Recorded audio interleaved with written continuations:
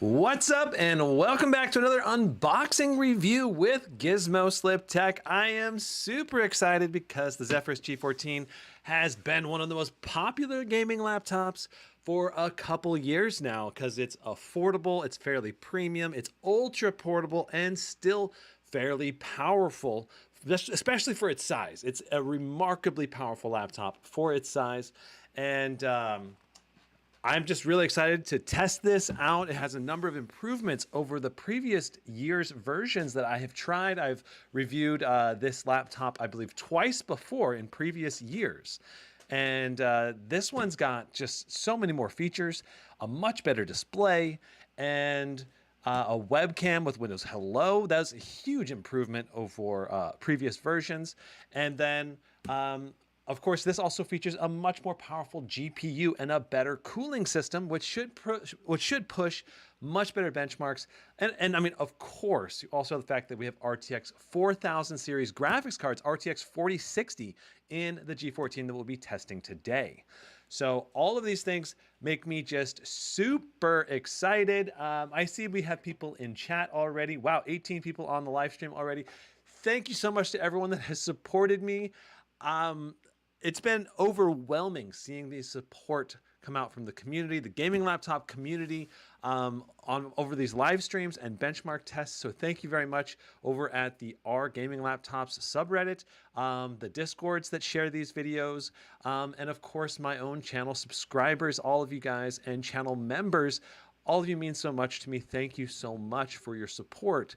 And if you can, please drop a like on this live stream because that really does help me as a content creator. Let's see if we can get, I don't know, 1,000 likes on this live stream eventually. Hopefully that would be amazing if we can do that. Yeah, so what's up? Thomas says, I was about to go to sleep and you start the live about the laptop I've been the most curious about. Yeah. So I like, this is one of the laptops that, you know, it was a bit delayed compared to all the other ones on its launch. It just came out like about, started taking orders about a week and a half ago, 2 weeks ago. I've had this in for about a week now, prepping it, but I was actually in Cancun with my fiance, Carla, and we had an amazing time there. So I had to take a bit of a break there. And then I've been trying to set up this triple monitor, gaming monitor setup. And it's going to be awesome when I do, because it's like 3 QHD plus 16:10 displays that are like 500 nits, 100% DCI-P3 color gamut, and you can play in triple monitor setup.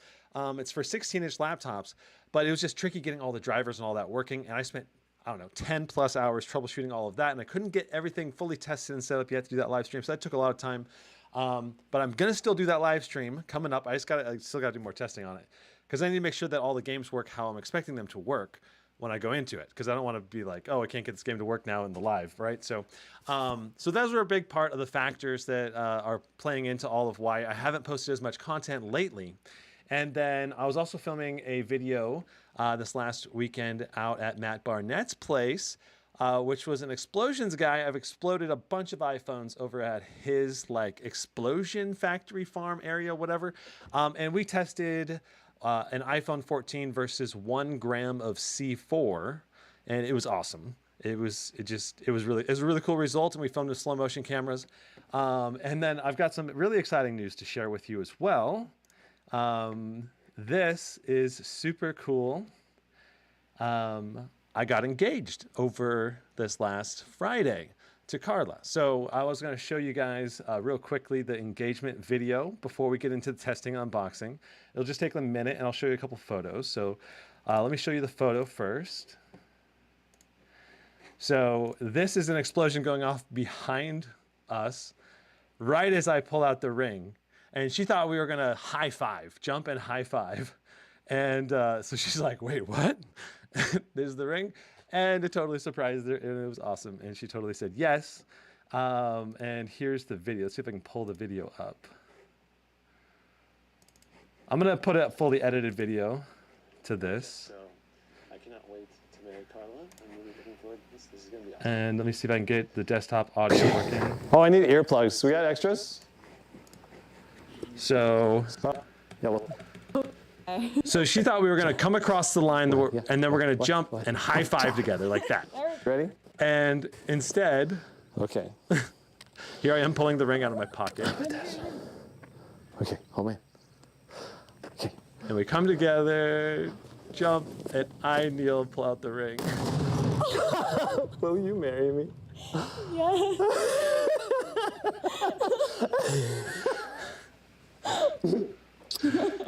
And so Carla and I have been together for 6.5 years. We actually were engaged previously and decided to break off the engagement, and then we got back together because we just couldn't be apart, I guess. So, and yeah, we did a lot of things, you know, working together and communicating, and I think our relationship's better than ever. So yeah, I am engaged again to Carla, and I'm really excited about it. So without further ado, just giving that life update to you guys. Let's get into the Zephyrus G14 unboxing. So, woo! All right. So this is one of the best 14-inch laptops without a doubt. I see a bunch of guys in chat saying congrats. Thank you so much.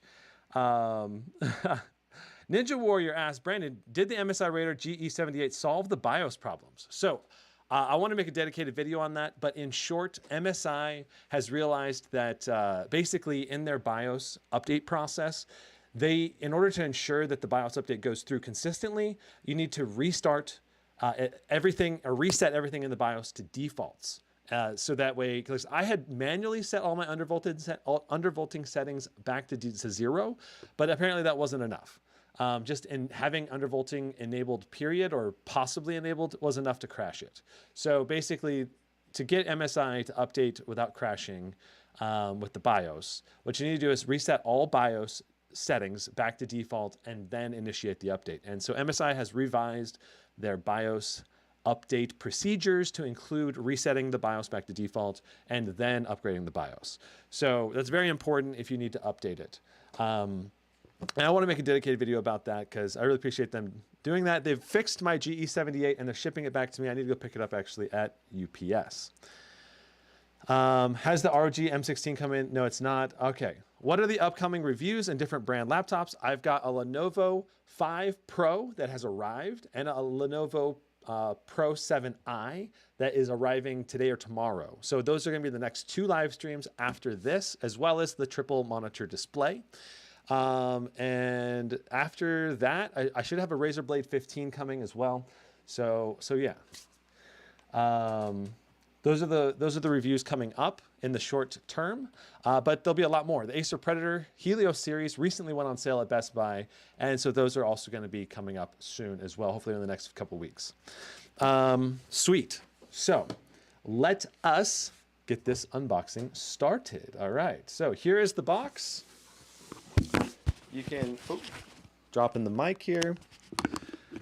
All right, so you can see the box has this holographic display, kind of just like the kind of look of the back of the laptop, actually, like all the little dots. Kind of has this, it's almost like it's the rear of the laptop with all of the slide angle with all the little dots, which is pretty cool.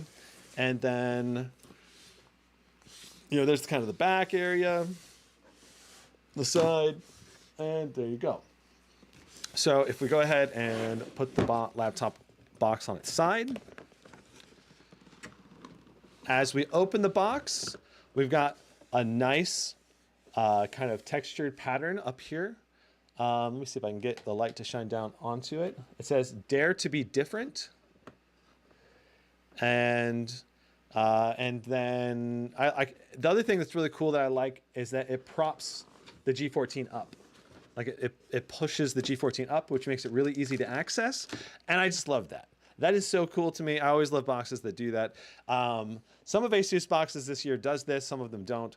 But this is a bit more of a premium unboxing, I think, and better boxing experience than even the Scar series this year. So I love that.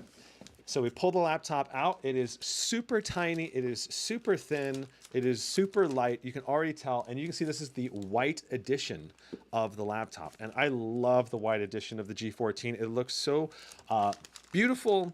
And it's definitely one of my favorite color renditions of the Asus products. They don't have very many white edition products, especially that you can actually buy at a reasonable price level or a high level of availability, because oftentimes they have just like the gray versions of the Zephyrus G16 or G15, for example, and they don't have the version that's like the white typically available. And I think the white just looks tremendously better.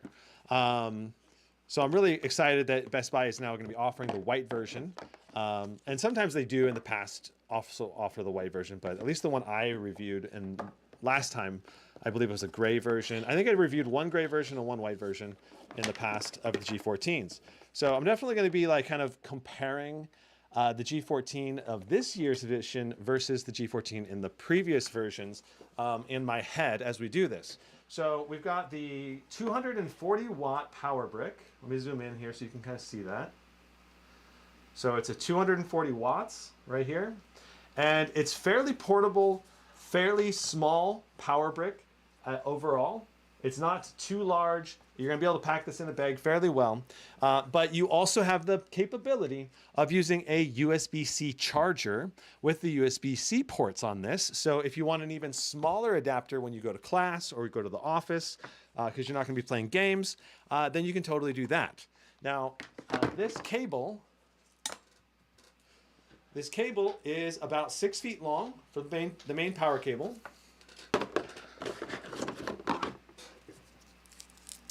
And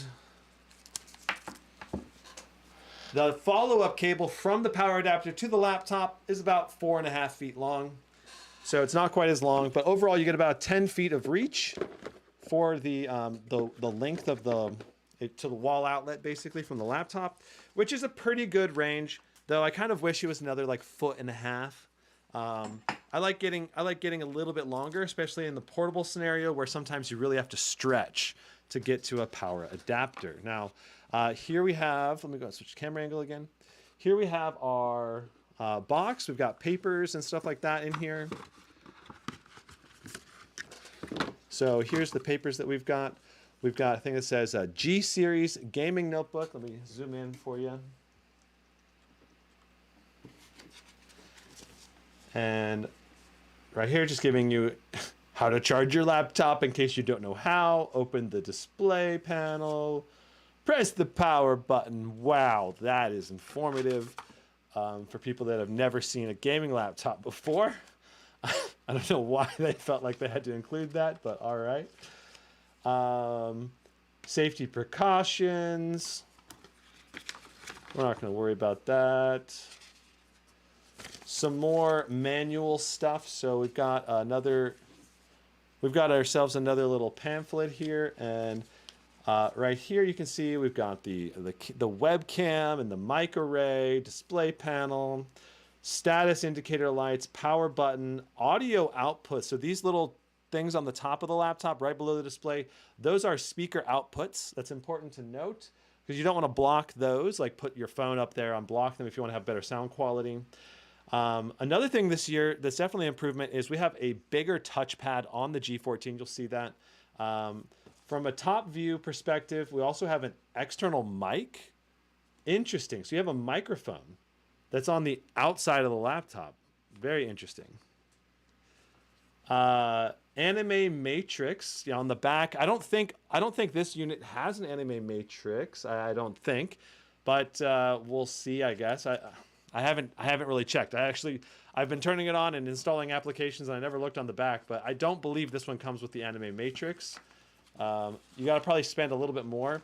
And I don't believe this one has the mini LED display either, because you can get this laptop equipped with the mini LED display or the anime matrix. You can't get both because it has to basically the thickness of the display would be too thick if you had both. So you either get the mini LED or the anime matrix, or you get like just a regular display without either. So depending on which one you get, I'm pretty sure if you want to have the mini LED, you might have to spend a little bit more money. This says charge the notebook for 3 hours before using it in battery only mode. That's just in a general a good idea to charge your battery to kind of calibrate it and make sure basically making sure that the laptop software knows exactly how big the battery is and charging it to 100%. It's not as big a deal with the lithium-ion battery, but that's something that has definitely been handed down from the old days when we had alkaline batteries, which desperately needed to be charged to 100% before you actually used it. I don't actually think it's that important for lithium-ion batteries, but maybe I could be wrong. Okay, so it says, thank you for being a valued Asus customer, and unlike the event that your computer requires warranty service, please contact Best Buy or Asus for support. I did buy this from Asus, so that's very nice. And they do have a phone number right here. I'll kind of zoom in a little bit for you guys to see that. 1-800-433-5778. And so that's nice that you can just get support right there through that. And here's the warranty card. Looks like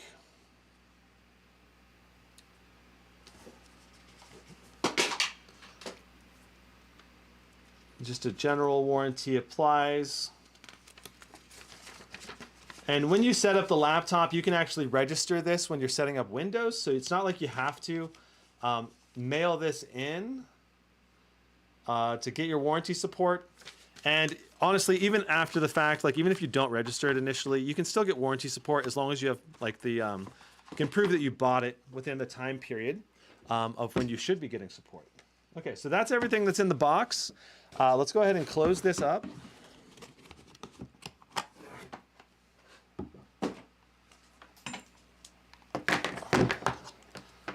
And I'll just drop that down there for now. And let's go ahead and take the laptop out. All right, so I'm checking in with chat now that we're coming up here. Todoroki says, sucks that this isn't the 4080 or 4090 version of the G14. That would be very cool. That probably warrants another review, because I think a 4080 or a 4090 version is likely gonna maybe hit a different wattage level than the 4060 in a lot of the games. Just because the 4060 is not a very power hungry GPU, and we've seen a lot of in-game action where like the laptop GPU actually pulls significantly less than the rated wattage, where with the 4080 and 4090s, we've often seen them actually pull the rated wattage in most of the laptops that I've tested so far. So here is the laptop itself. Let's pull this out. Do we know the power output on the GPU? Sway Garcia, it is supposed to be 125 watts, according to Asus, but we need to actually see what we get wattage in games, right? Because it may be actually technically a little bit lower than that, or maybe it will hit 125 watts, but I'm hoping that it hits at least 100 watts in most of the games. Because if you look at, you know, the Zephyrus G14, which is a thicker, bigger laptop, that sucker's hitting, is supposed to be rated for 120, but typically we were seeing around like 90 to 105, with most of the time being close to 100 in most of the titles. So you can kind of see the holographic display if I turn it just right, trying to get a good bounce off of the... It's kind of harder to see this year's version, I think, compared to previous versions, which kind of makes me wonder if this isn't the Anime Matrix display. I don't know. I can definitely see it, but you gotta get it to be just the right angle. There it is. Now you can see it. Yeah, so you got the nice holographic shimmer here, and I think that indicates that this is not an Anime Matrix, if I were to guess. Okay, so pulling it up, we do have like a microfiber separating the laptop and the display, like the keyboard and the display in the packaging.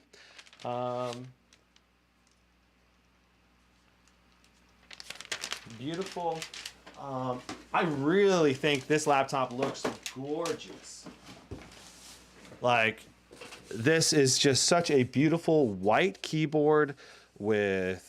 I love the spacing. I love the size of the touchpad. This is a phenomenal touchpad this year. It feels really good to use. I believe this is the same size as the Zephyrus G16. And in previous versions of the G14, sometimes it was a much smaller touchpad. I'm not sure exactly which year they made it bigger, but this year is much bigger than the 2021 version of the Zephyrus G14 that I reviewed previously. Hawks SR2 with the $2 super chat. Thank you so much. Are you going to review the Alienware X16? I will, I believe, review that eventually this year. I just haven't, it's not a big focus of mine yet, but that is one of the laptops that I do wish to review. And I would love it if Alienware were to send me one for review. Alienware, if you're watching, send me one. I will do a review on it. So there's the outside exterior. I really just, I love this overall size and build quality. Let's see how this stacks up in terms of sizing compared to the competition.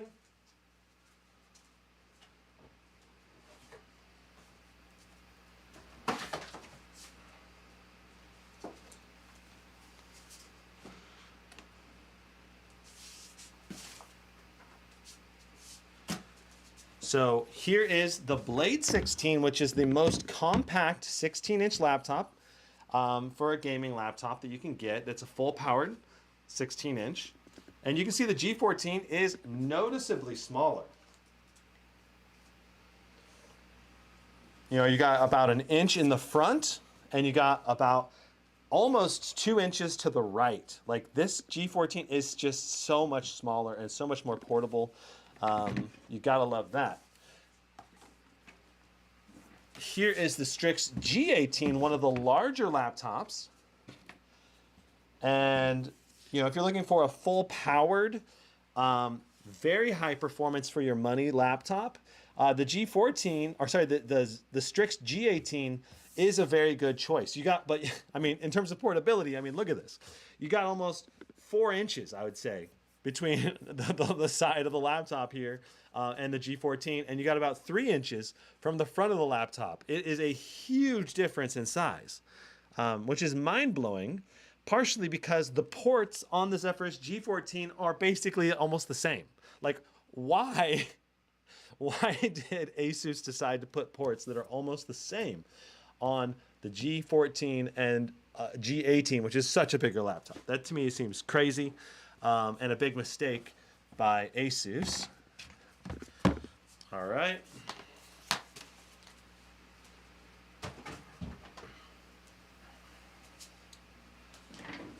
Trying to think, do I have?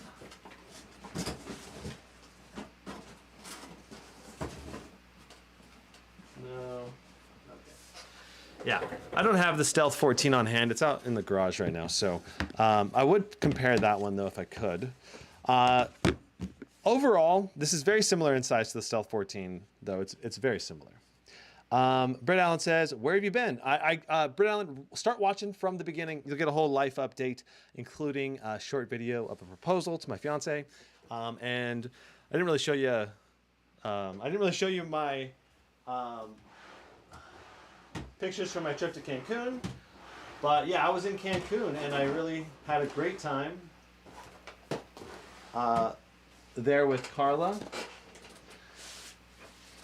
And so yeah, I've been traveling, was in Mexico for 4 days, and then I've been troubleshooting a lot of different things. But yeah, we're getting back into the content and doing some, like, my goal is to probably do at least 3 live streams this week, and hopefully edit a couple of videos as well for release. We've got another video. We're going to compare almost all of the RTX 4090 laptops that I have reviewed in a side-by-side split screen benchmark comparison. It'll be 6 of them. It's going to have like the Alienware M18, the Omen 17, I think the Strix Strix Scar 16.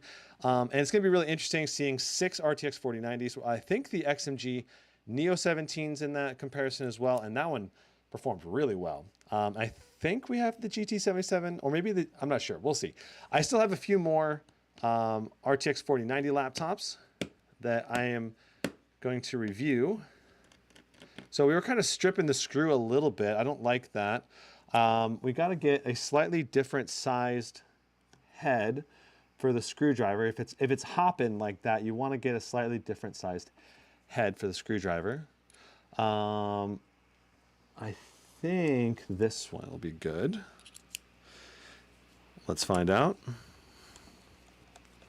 Yes, no stripping the screw there. And there we go. Brett Allen says, congratulations, I'm happy for you. Thanks, man. Do you sell the laptops after review, Furion? Yes, I do. And I have decided just because there's not been as much interest as I was hoping, to offer 10% off of whatever I paid for the laptop. So it's going to be cheaper than retail price going forward on my review unit resale program. And that's going to be offered to people who are channel members. So if you're interested in buying this Zephyrus G14, become a channel member and then fill out the form, and we will contact you about which laptop you're interested in.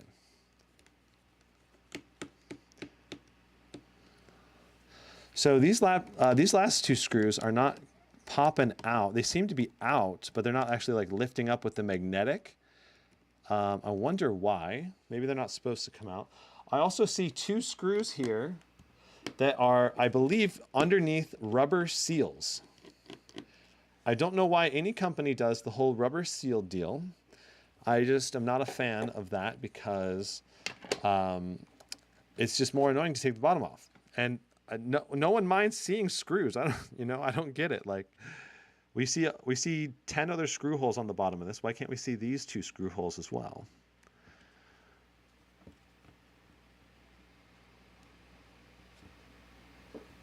So I don't even know if this actually has a screw under it, but I gotta check. Probably does. And they're kind of a pain to get up.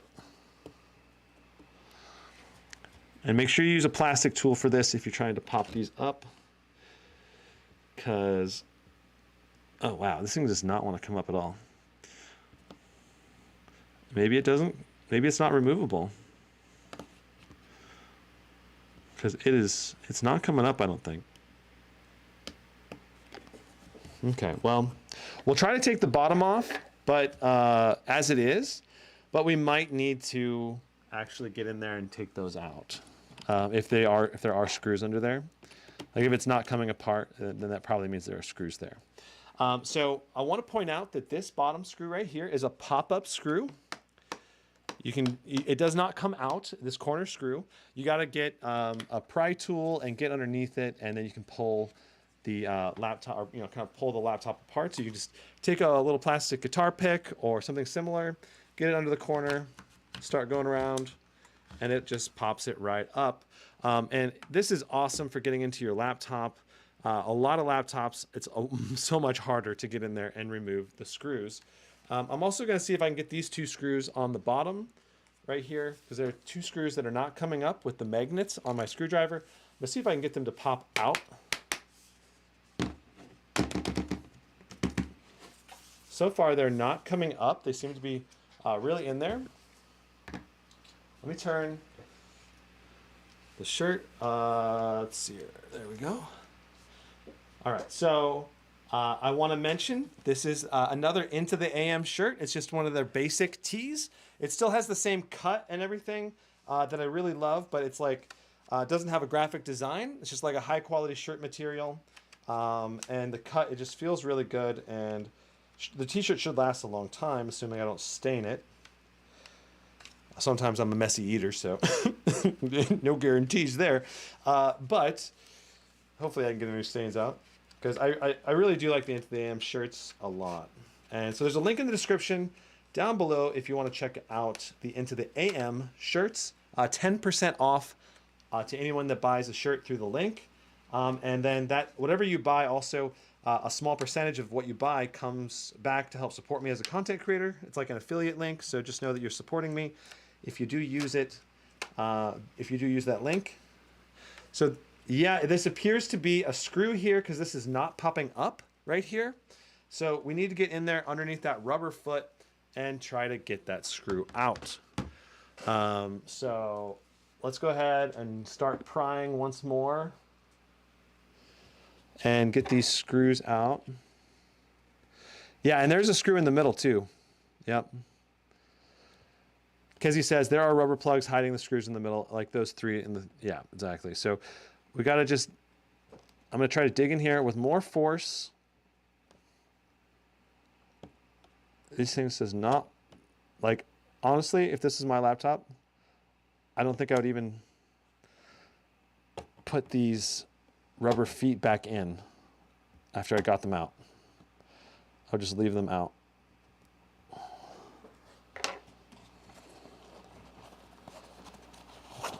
Let's see if I can use this kind of pick as a plastic pick.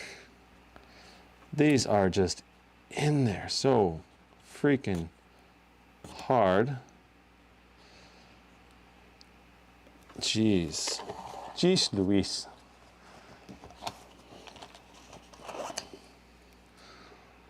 Okay, so these are metal tweezers. Just kind of trying to grab the rubber. I can see the screw underneath it now.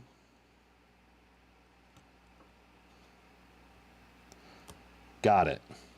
So using the metal tweezers was kind of the key to getting it to come up.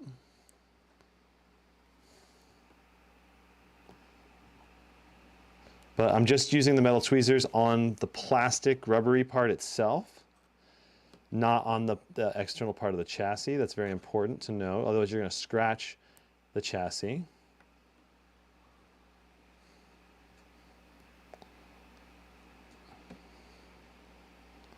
You can kind of use the tweezers to get underneath it and just really push it, kind of pull it up. So there we go. So let's go ahead and get the last 3 screws up and out.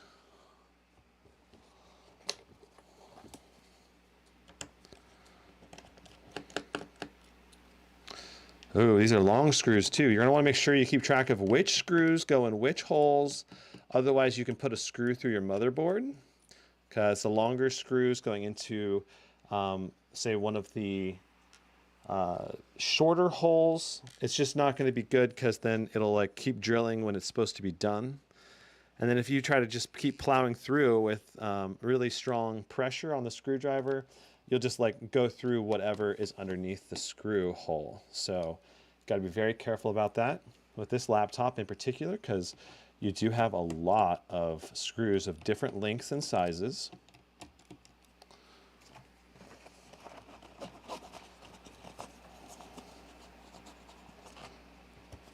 I'm going to put my tools away as we do this. All right, so we got these 3 middle screws out now. And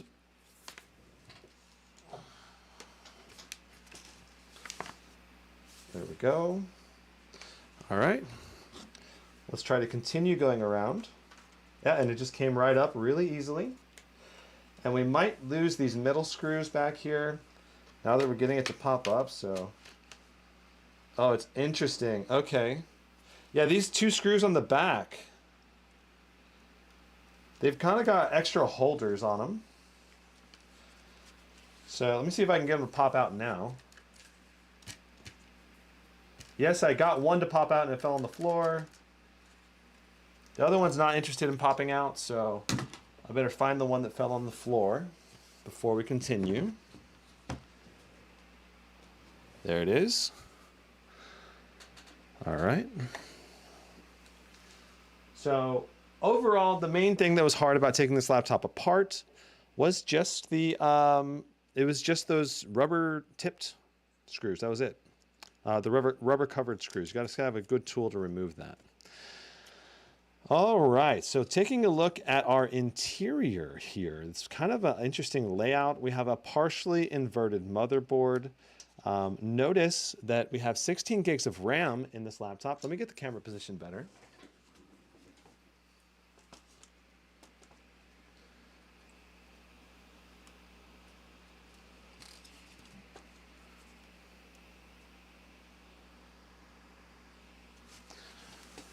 All right.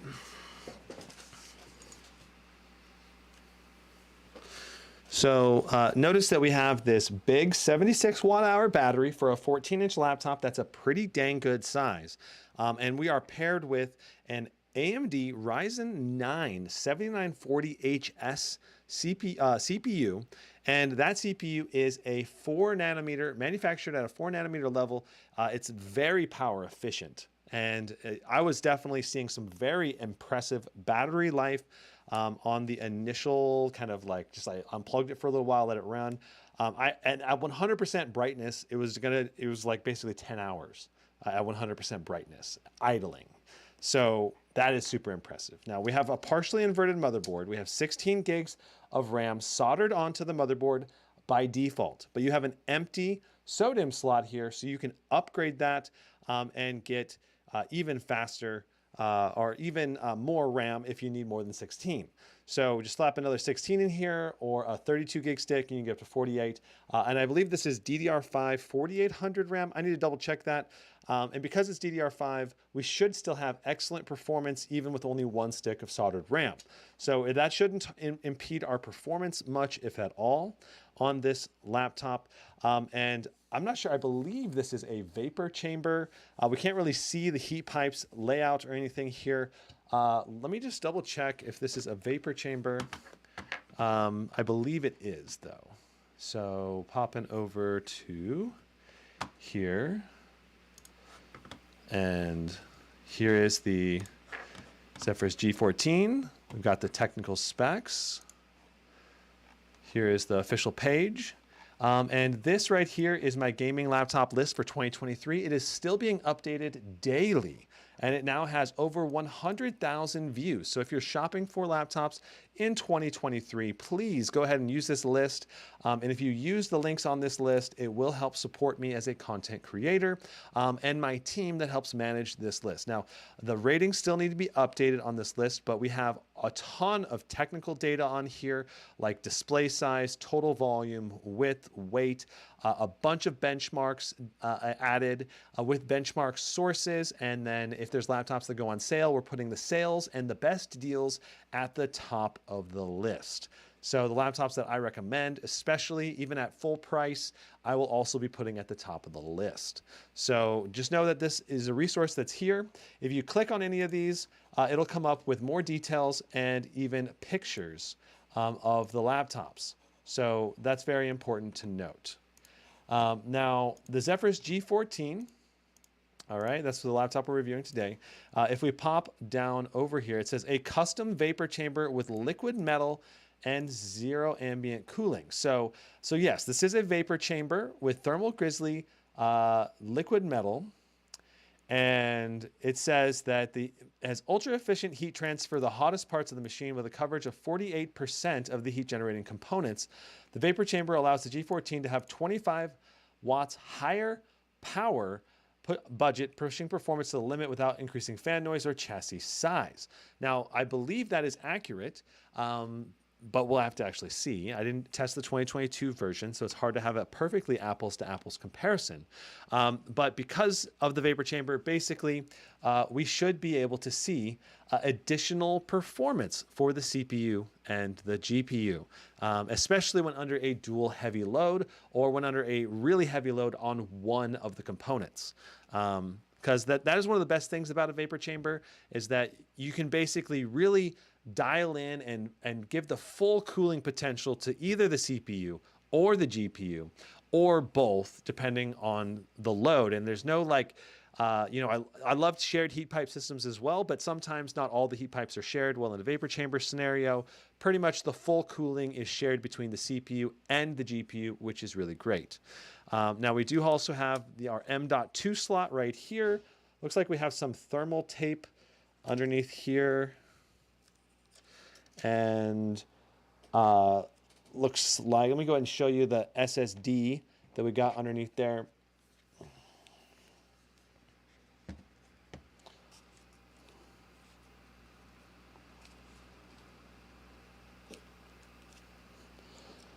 So looks like it's a Western Digital 512 gig. All right, this is the first Western Digital I've seen in a gaming laptop this year, to the best of my knowledge. So yeah, overall for upgradability, you don't have a second M.2 slot. That is one of the downsides of this laptop for sure. And then the fact that you can't upgrade the second SODIMM slot to give you a total of 64 gigs of RAM is also a downside, but a fairly minor one, because I think most people are going to be just fine with 48 gigs, unless you have a very ultra specific reason that you need 64. Certainly for gaming and most video editing applications, you're not going to need more than 32.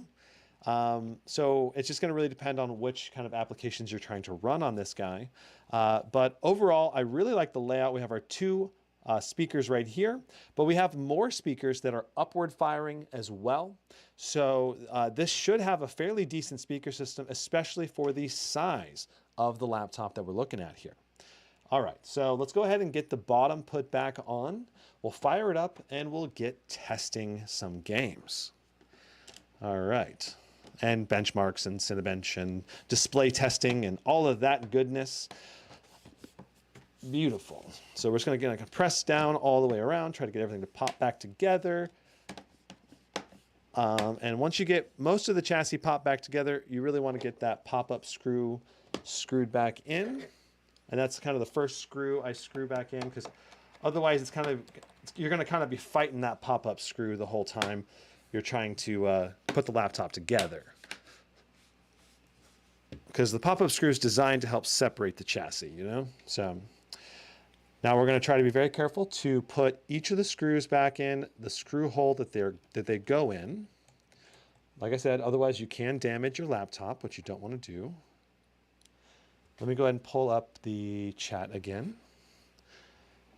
Can you test Cinebench in battery only mode? That's a great idea, especially for this laptop in particular, because a lot of people are going to need that on the go performance. And this Ryzen chip should be very efficient when doing battery only mode. So yeah, I can definitely do some single runs with battery only mode for sure. No problemo.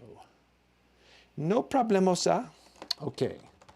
Evel Smith says, the best reviewer on YouTube. Thanks. I appreciate the kind words. Raul says, good to see you back. Yeah, it's good to be back.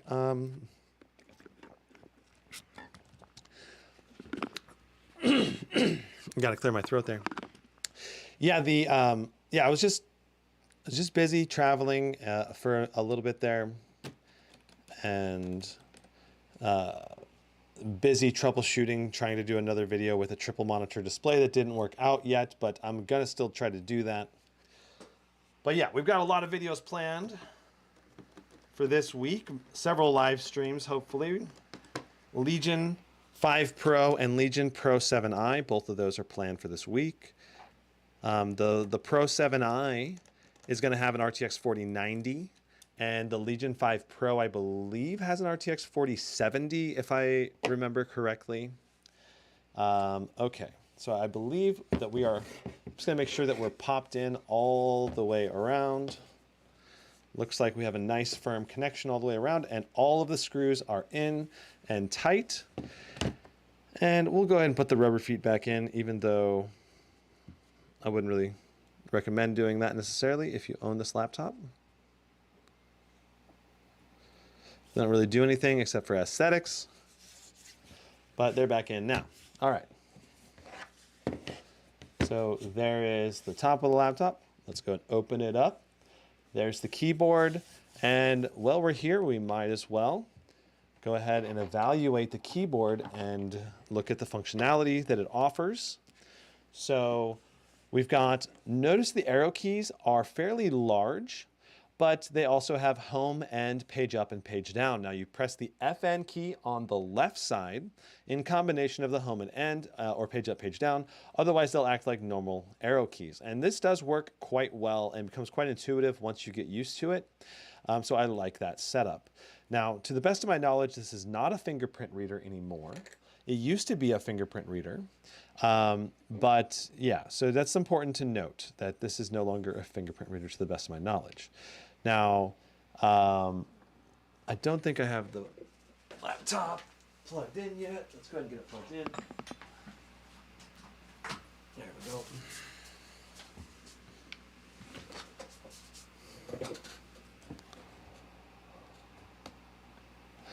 There we go. All right, so you can see that we have currently a white only backlit keyboard, but it is a single zone RGB capable keyboard. So you can change this to different colors if you want to go like blue or green or purple or something.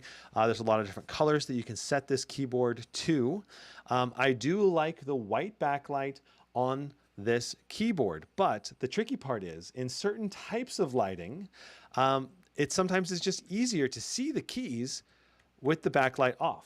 You can see how when you enable the backlight and it's all white lighting, it basically almost makes the keys more difficult to see. Now, it was way worse on previous versions of the G14, but this is certainly still visible, even in this kind of medium light with the light on it. So that's not a problem anymore. It used to be a big problem on the laptop, but this design is still visible with the white backlight on the white keys. Though still, it is better when you turn the light off in bright environments. Now, if we go ahead and turn the lights in the room off,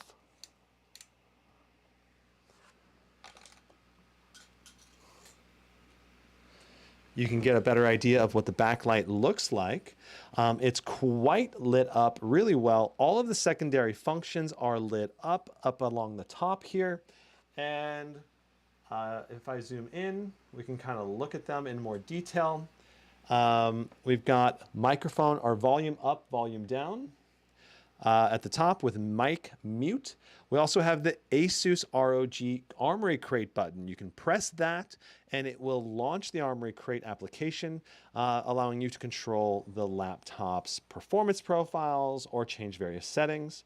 On the left side, you have an escape key with a bit of spacing, a fairly decent sized tilde key, but it's a little bit smaller than a normal key. And then the caps lock does have a secondary light function on it. Right there, you can see that when you can easily tell that it's activated or not. And then along the left over here, we have nice full-size keys or very nearly full-size keyboard that's going to be very easy to type on. A bit of spacing between the F1 through 4 and the F5 through 8 and then F9 through 12, which makes it a little bit easier to see and use. Overall, you can see that the keyboard lighting in this medium lighting or like lower, medium, low. I'd say this is like this isn't a super dark room right now because I have all the lights on behind me, all the RGB lights. But this is a fairly lower lit room, and you can really see the keys on this, and the keyboard looks really good in this medium dark lighting. Now, when you go into really bright environments, you're not going to really be able to see the backlight almost at all. And then in really dark environments, the backlight is just going to look super bright and super good. And so it's just going to really depend on the backlighting quality based on the environment that you're in, basically. All right. So overall, I think the keyboard is excellent to type on. Let me zoom out. The keyboard is excellent to type on. And right there, Windows Hello picked up on my face and logged me in automatically.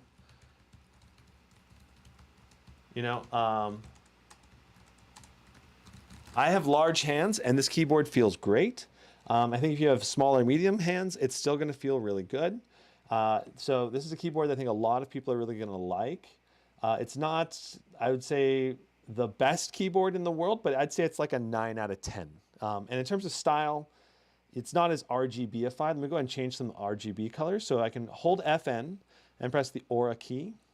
And this changes what the functionality is. It was on static, now it's on breathing.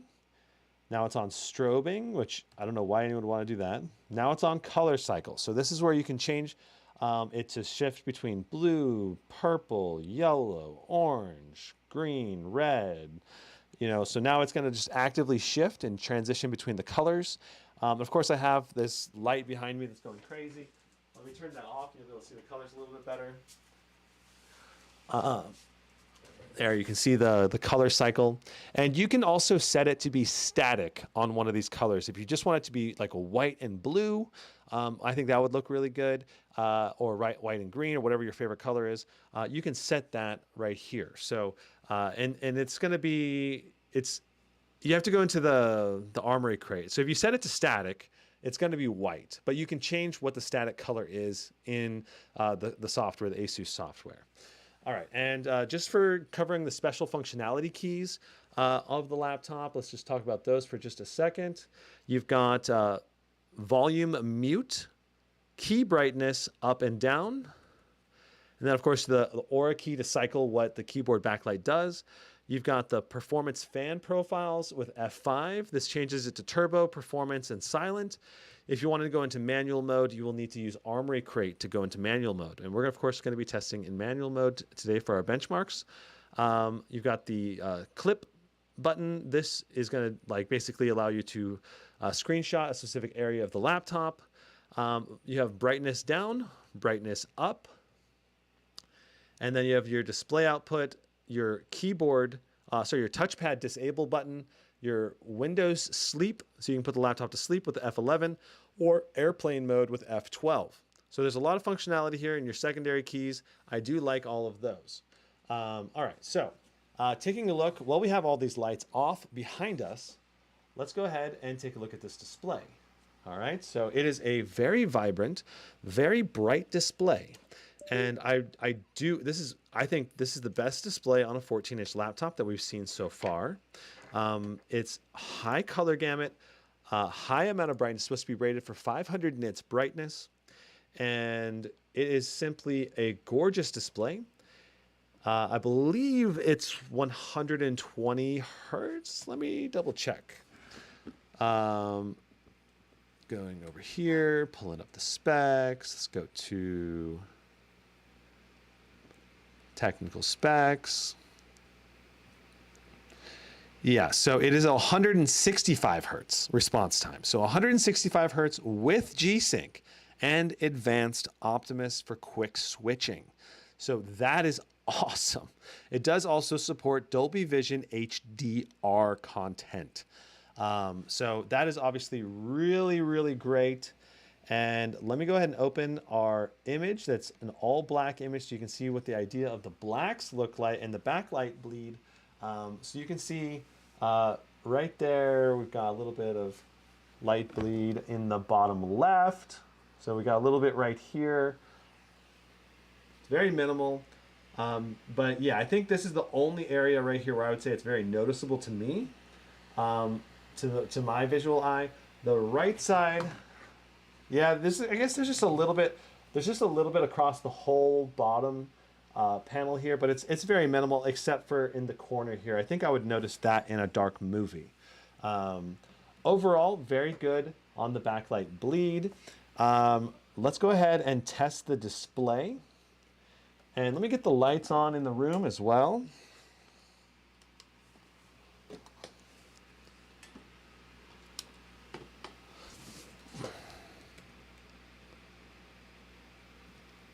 Beautiful. All right.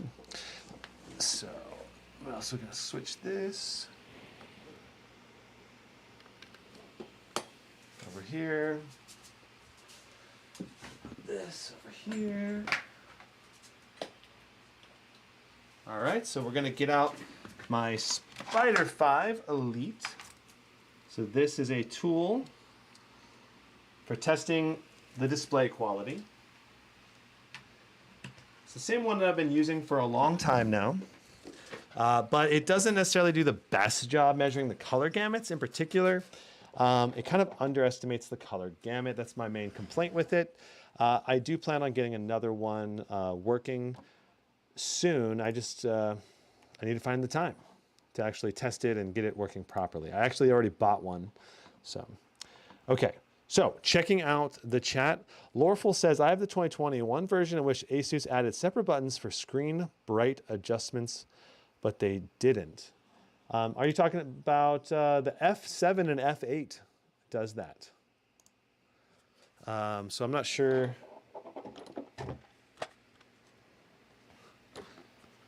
I'm not sure what you mean. All right, so I got to get the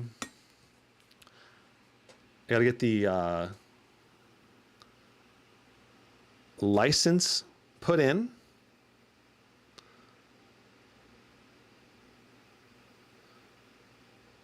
I'm looking up the code here.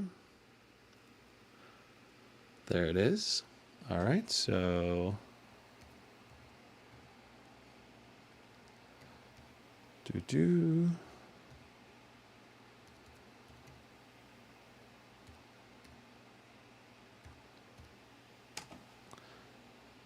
boom, boom, boom, boom.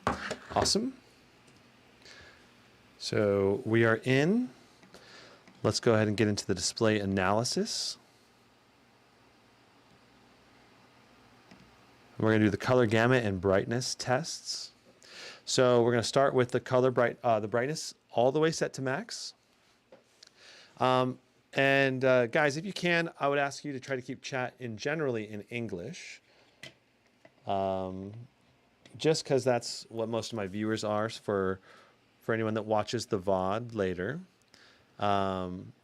If you're interested in chatting in other languages, that we do have a Discord, link in the description. I would encourage you to go on there for that chat. Evil Logic says, how to fix RTX 4050, 4060, 4070 not reaching the full wattage. Please tackle this issue. I don't know if you're going to ever be able to fix that, because that's going to be limited by NVIDIA unless you kind of flash the VBIOS with a full watt version or hack the driver in some way, which I don't think most people will want to do. And it might void your warranty, you know, if you end up doing that, right? So that's very important to know.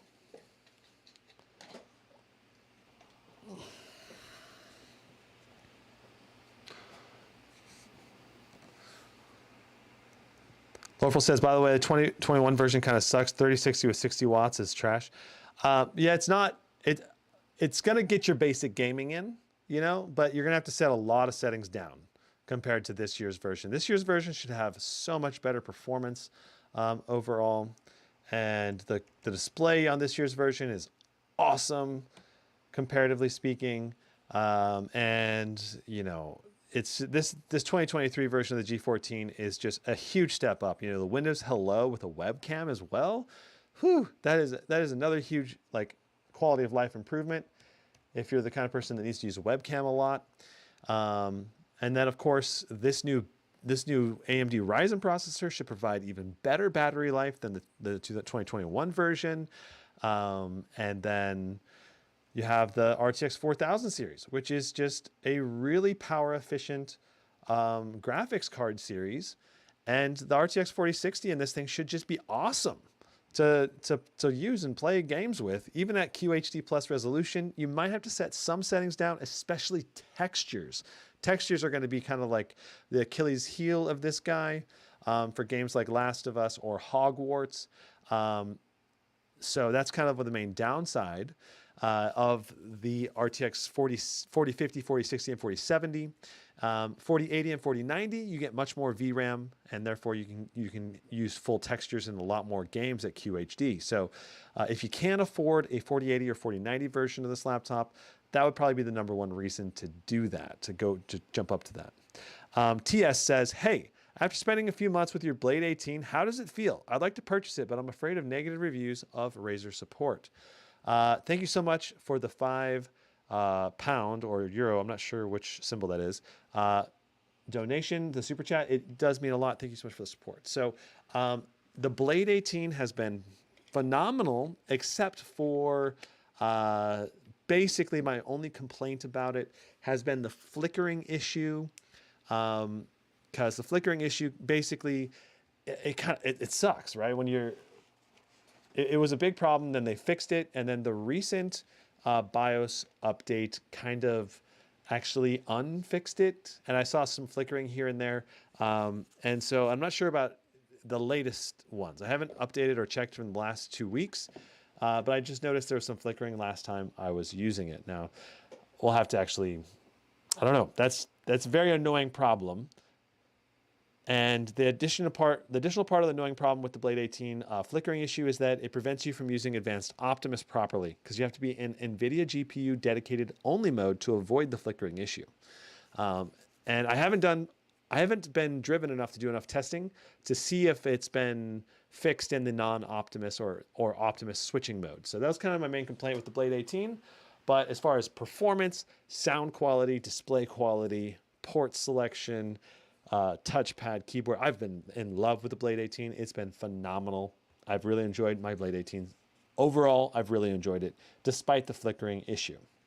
All right, so taking a look at our results for the G14, 100% sRGB, 90% Adobe RGB, 88% of the P3 color gamut, and it's very important to keep in mind that my Spyder 5 Elite tends to underestimate the Adobe and P3 color gamuts and sRGB, but we did hit 100% sRGB because it kind of overcovers it.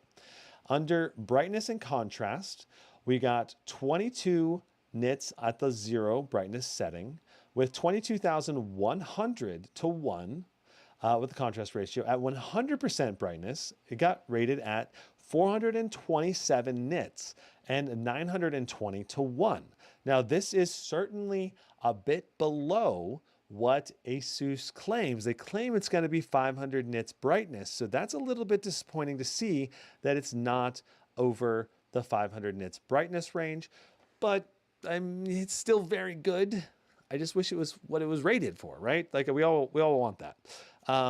So overall, very bright display that'll work quite well. I wonder if there's any kind of display settings you can fiddle with to improve the brightness a little bit higher. I'm not sure. Usually the brightness rating on the Spyder 5 Elite is usually pretty accurate. So I don't know why this is undershooting by a bit. We also saw undershooting on the nits brightness on some of the other Asus laptops.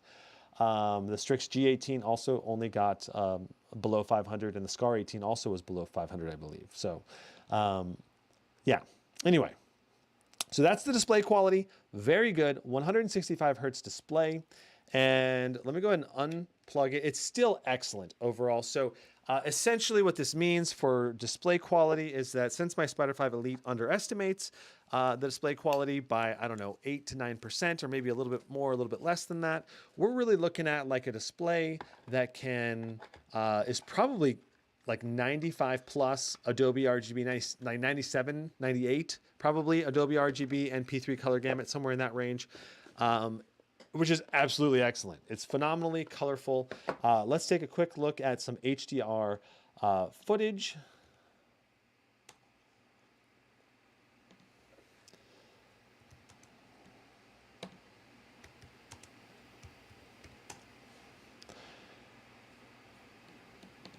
So I try to show this same footage for each laptop so you can kind of get an idea of what it looks like. And here we are.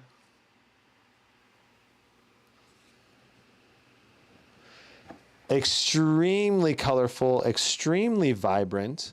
I really, really like it. I think the vast majority of people are going to be very happy with this.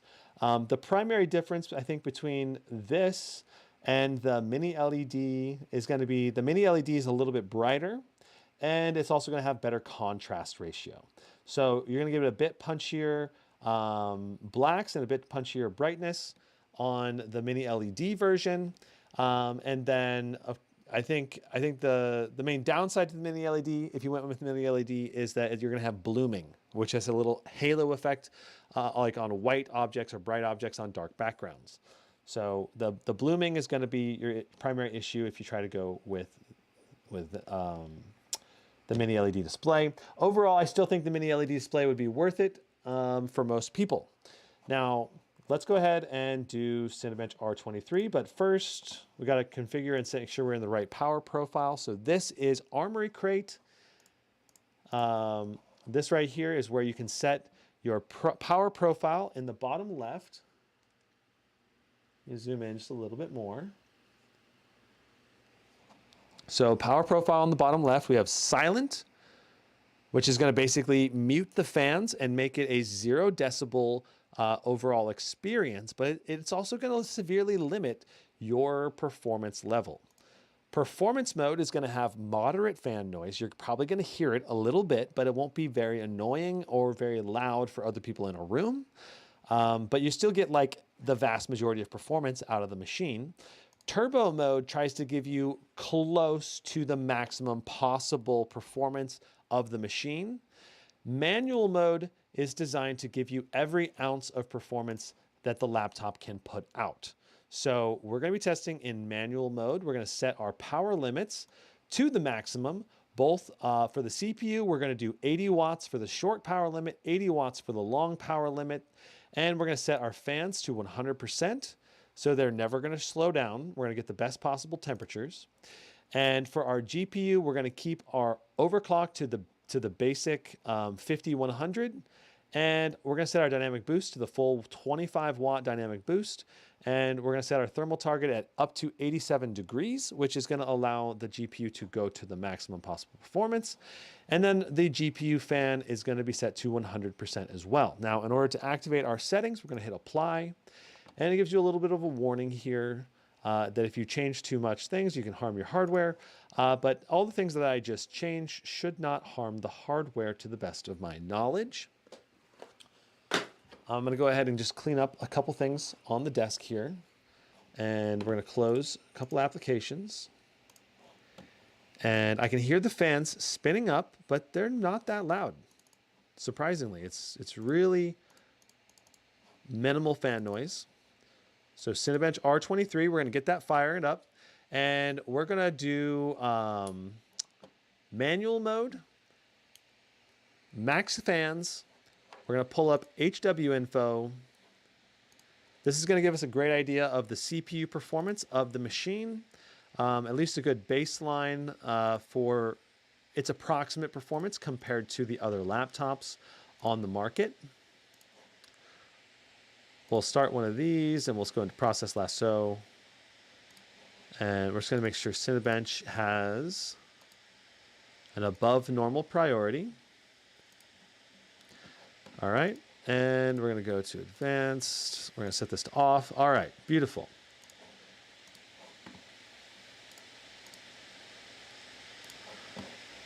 Okay.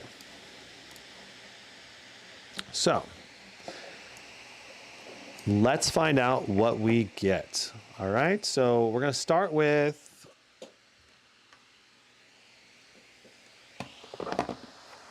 I'm gonna go ahead and elevate the back of the laptop about a ½ inch with my external SSD.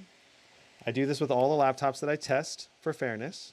It's very easy to elevate the back of your laptop if you want to, and I definitely recommend it for additional airflow.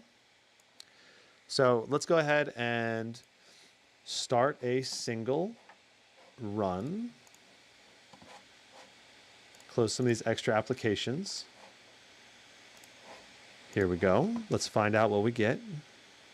So this is the first test I've done with this processor. You can see that we're pulling the full 80 watts of power. Interesting, you can see the core power for each of the cores. Zoom in a little bit here so you can see. And let me kind of expand this a little bit. Our core effective clocks, you can see we're doing 4.78 gigahertz on all cores. 4.73, 4.75 is our average so far. That is really good. We have an 8-core, 16-thread CPU in this guy. It's the Ryzen 9 7940HS, which is going to be extremely power efficient. So we got 17,125. Let's run it again. All right, so I'm checking chat while we're doing this. Ziflexi says, what's the best RTX 4080 gaming laptop? I would say the RTX 4080 gaming laptops, there's a lot of really good options out there, but you've got to really think about what you want. Do you want something more portable? Do you want something more powerful for your money? Are you more budget limited? Or do you want to go for something that offers the most premium experience? I think the best RTX 4080 laptop, if you have an unlimited budget, is probably something like maybe the Razer Blade 18 is probably the one I would choose. If you're someone who's more on a budget, then I would say something like the Omen 17 is an excellent choice. The Strix G14 could potentially be an excellent choice, as long as you don't get coil whine. The Legion Pro 7i, also a very good choice. And if you're looking for something that has the most possible performance in a 4080, then you're probably looking at something like the XMG Neo 17 RTX 4080. So those are kind of my initial thoughts off the top of my head. But, it's kind of like, what's the best bang for the buck?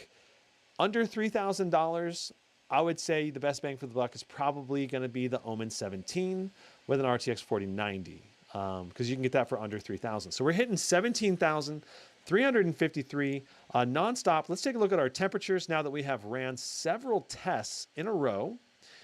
Our CPU package temp is hitting 95 degrees. So we are basically thermal throttling at 95 degrees, we are also not hitting the full 80 watts anymore. So that's very important to note, that we're basically hitting that thermal threshold, and that the laptop's actually not quite capable of sustaining 80 watts of power nonstop. Now, I think if you had a cooling pad under this laptop, it probably wouldn't hit that 80 watts, because you're going to be able to hit 95. You won't hit the 95 degree thermal cap nearly as easily or quickly. So now notice that we're hitting the 16,700 points range. Let's go ahead and unplug the laptop. I have unplugged the laptop now, and there goes NVIDIA Optimus. We are in silent mode.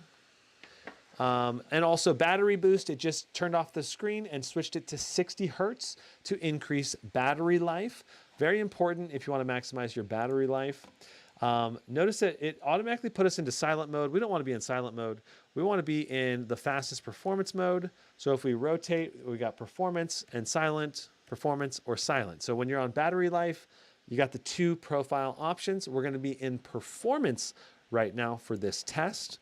Let's go ahead and see what we get in a single run and see what kind of wattage range that it pulls when under battery only mode. So right now it's doing 31 watts of power in battery only mode. We are doing 3.38 gigahertz, approximately 3.4 gigahertz. And notice that, when we were in full power, max plugged in, we were doing 4.7. So we've lost about 1.4 gigahertz across all of the cores. But this is still a very high clock speed for only 31 watts. Like, that is very high clock speed for 31 watts. That is incredibly power efficient. So I'm thinking our score is going to be still probably 12, 13,000 maybe. Let's find out. We're almost done with the first run. Let's go ahead and run it like 2 or 3 times and see what we sustain. Also, now that we're unplugged, I can tell you the fans are barely audible right now in performance mode. Like, it is, like my other fan out there is basically louder. So we got 12,873. Phenomenal for a battery only, super portable, fairly quiet machine. Notice the CPU package power is doing 30.1 watts. So again, 31 watts right here. And our temperatures are only 63 degrees. We're doing 3.4 gigahertz across all of the cores. It's actually a little bit higher now, which is very interesting. And I suppose if you were to undervolt this, you might get even a little bit more performance out of it, that's also very interesting to me. So, wow, now we're doing 3.5 gigahertz.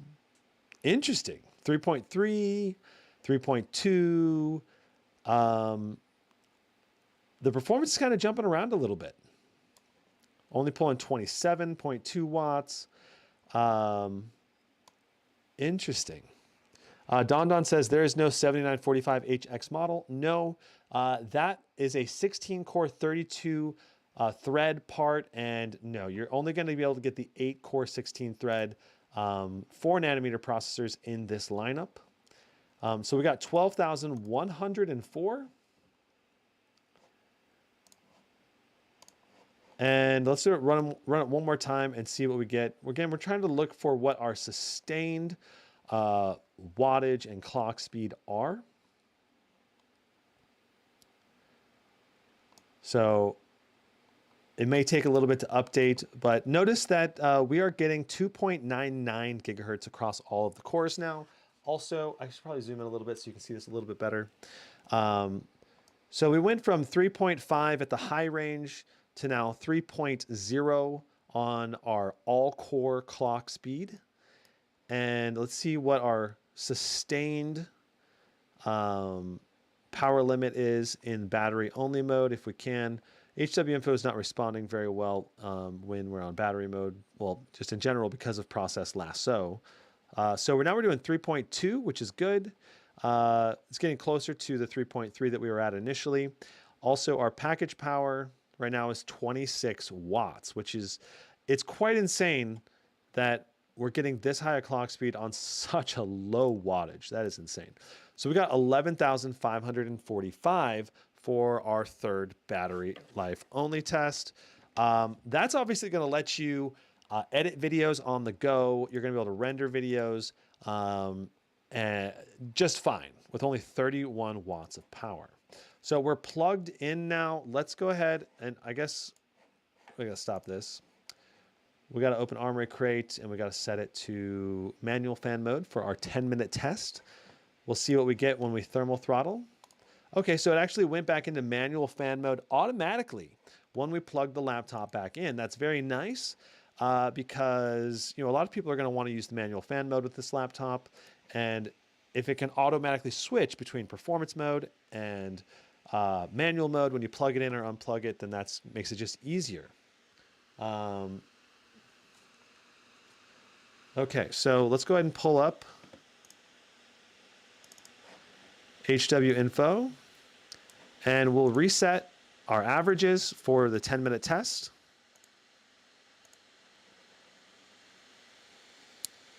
You can do it, HW info.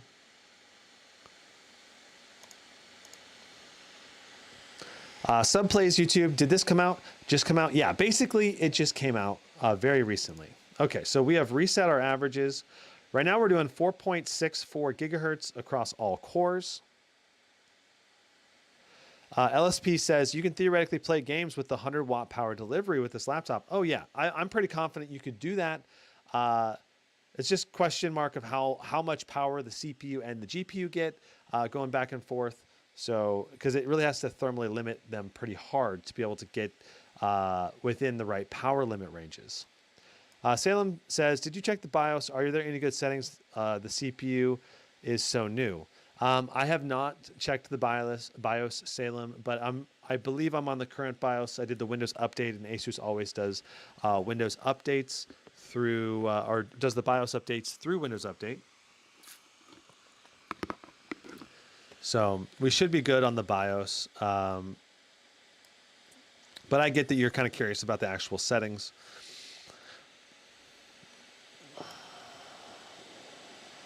I don't think we'll have any undervolting options inside of there, but you can still use the curve optimizer to undervolt. I might actually end up doing another video on how to undervolt and overclock the Zephyrus G14 if you guys are interested in that. And we can kind of compare performance before and after. I think that'd be interesting.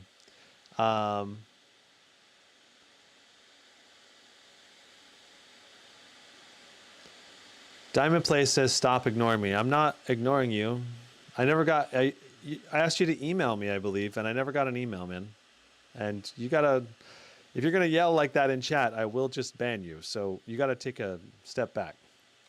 Don says, gotta go, really good stream and laptop. Thanks, man, for stopping by. I appreciate you. Vuzukin says, can I buy the 4060 SKU with the mini LED option, or do I have to buy the 4070 as the minimum version that comes with mini LED as opposed to the IPS screen? Same question for the 1 terabyte SSD. So Vuzukin, you can always buy an upgraded SSD if that's your primary concern. But for the mini LED option, I believe you're going to have to, get it, at least if you're trying to buy it from like Best Buy or some major retailer, you're going to need to go with the base level config that starts coming with the mini LED. Now Asus might offer additional configurations where the mini LED could come with a weaker GPU on other stores or maybe directly from the Asus store. But typically speaking, most of the time, you just got to go with whatever config is available at the price points that you're looking at and pairings that you're looking at, because they're specifically paired typically based on what Asus thinks is going to sell the best at the best price points.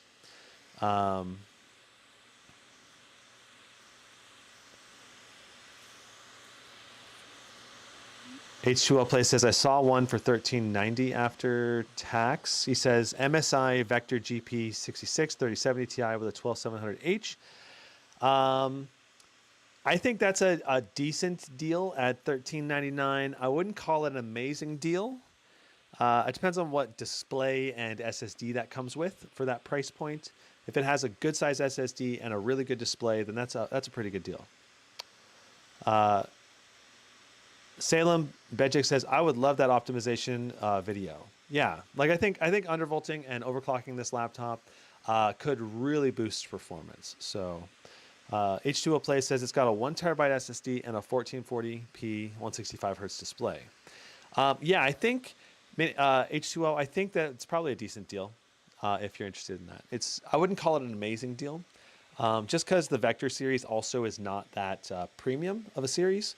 So, you know, for that series, I feel like a good deal is more like $1,300 probably with those specs. But overall, I think it's still a pretty good deal if that's the laptop you're most interested in. Brett Allen says, I'm curious about the mini LED 2. Gotcha.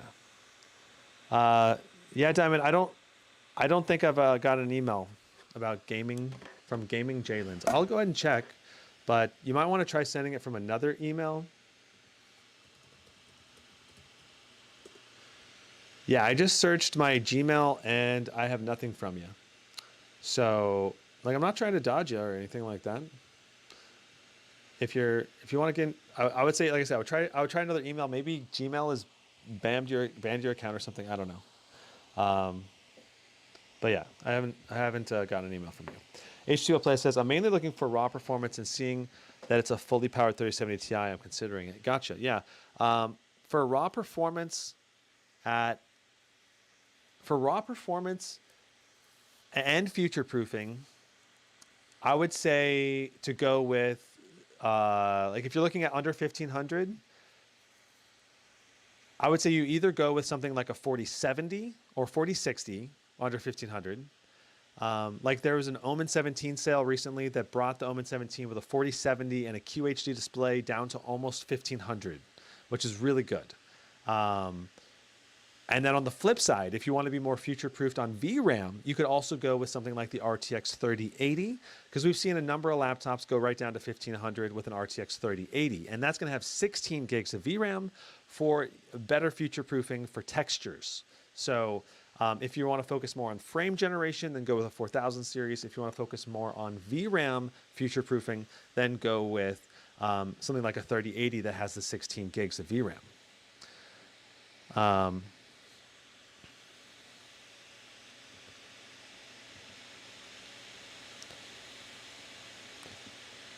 Yeah, Diamond, I didn't get anything in my Gmail.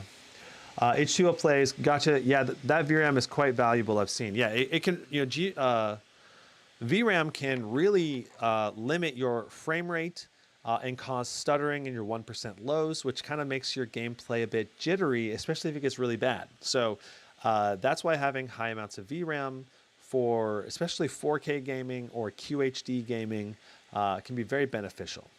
Now at 1080p, I think 8 gigs of VRAM is enough for basically almost everything still. Certain games, you'll still need to turn it down somewhat to like medium or something, but very rarely you're gonna have to set it to low for your VRAM. LSP says a Radeon 780M. That's the iGPU in this. And I'm curious also as well and how well that performs. Because it might actually be enough to play especially lighter weight titles and be very power efficient. Turbo Man says, do laptop GPUs refresh every year at CES? Typically, NVIDIA launches a new segment of laptop GPUs. They either launch the TI versions, which push the graphics up about 10% usually each year, or they launch a new generation every other year. So going from the 3000 series to the 4000 series, which is what happened this jump. And it usually, when they jump a generation, it's a bit of a bigger performance gap, usually about 30%. But this year, the jump from a 3080 Ti to a 4090 in terms of the best GPU versus best GPU, it was an even bigger jump. It was closer to 50% performance gain this year. Now, the other performance gains for the middle and lower tier GPUs, there's a lot of variation between them. So you really gotta do a lot of research to understand whether it's worth going with like a 3070 Ti or a 4070, because the raw performance is very similar, but you have frame generation on one, and you might have to pay more for the 4070 versus a 3070 Ti, for example. So you gotta really like weigh the pros and cons and do your research. What happened to the supers, LOL? Yeah, they didn't really, they pretty much dropped them as a marketing gimmick, so.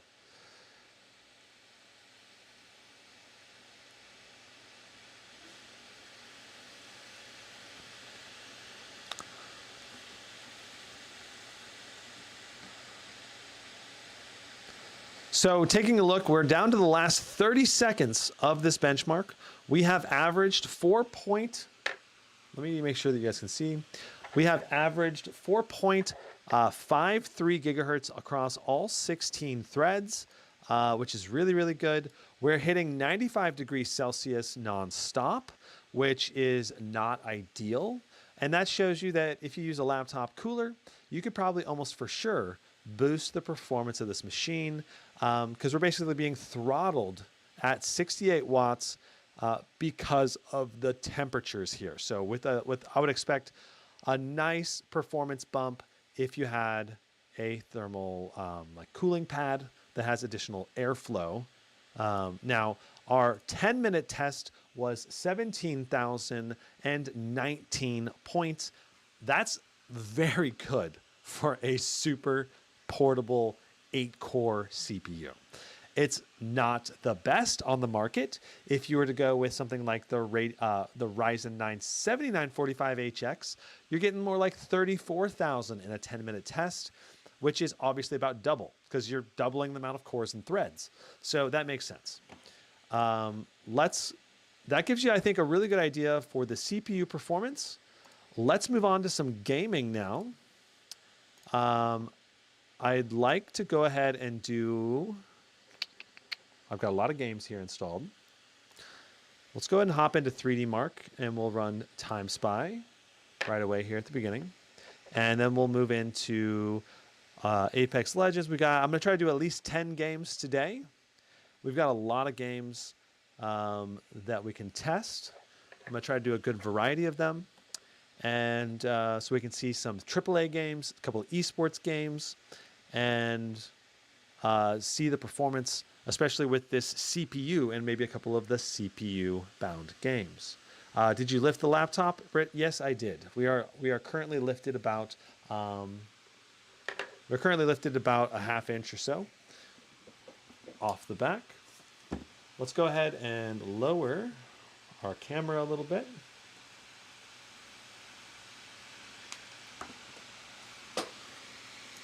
And looks like we need to install Timespy. Let's do that real quick.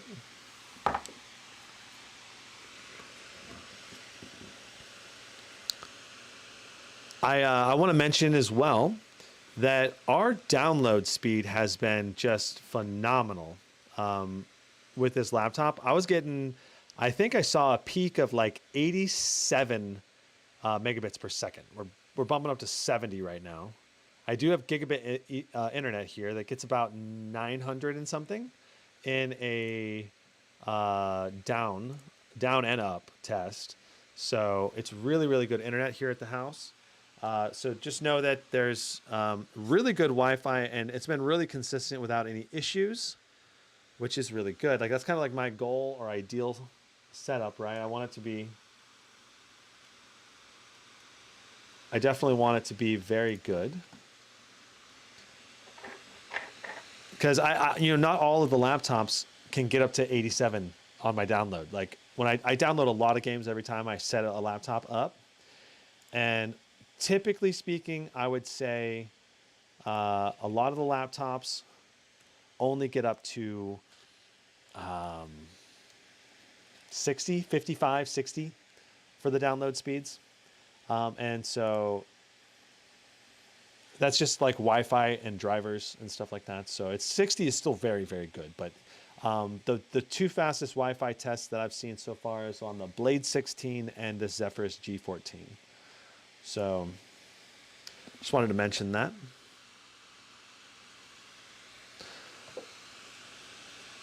Britt Allen says, do you have Speedway? I do not.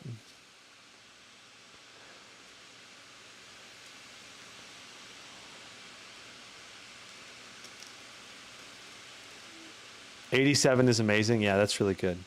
Do you think Meteor Lake will come out in 2023 for laptops? I'm not sure. I haven't been following the leaks and rumors yet around the different CPUs that are coming out. So not sure, but I wouldn't be surprised if it comes out at CES next year. Intel has been kind of doing that kind of yearly update at CES lately. So if I were to guess off the cuff, I would say it's most likely going to be at CES. So Right away here, I'm seeing 110 watts of power to the GPU. I think I saw 113 right there. 114. This is a higher wattage than we were seeing with the Zephyrus G14 RTX 4060. This is a very good initial impression, though it's not quite, 125. It's still not quite pushing 125. Though, Timespy does use a fairly high amount of power on the CPU. Hey, there's 115, 116 on the GPU, 117 on the GPU. Okay, we're getting closer and closer to 125. Now we're dropped down to 110.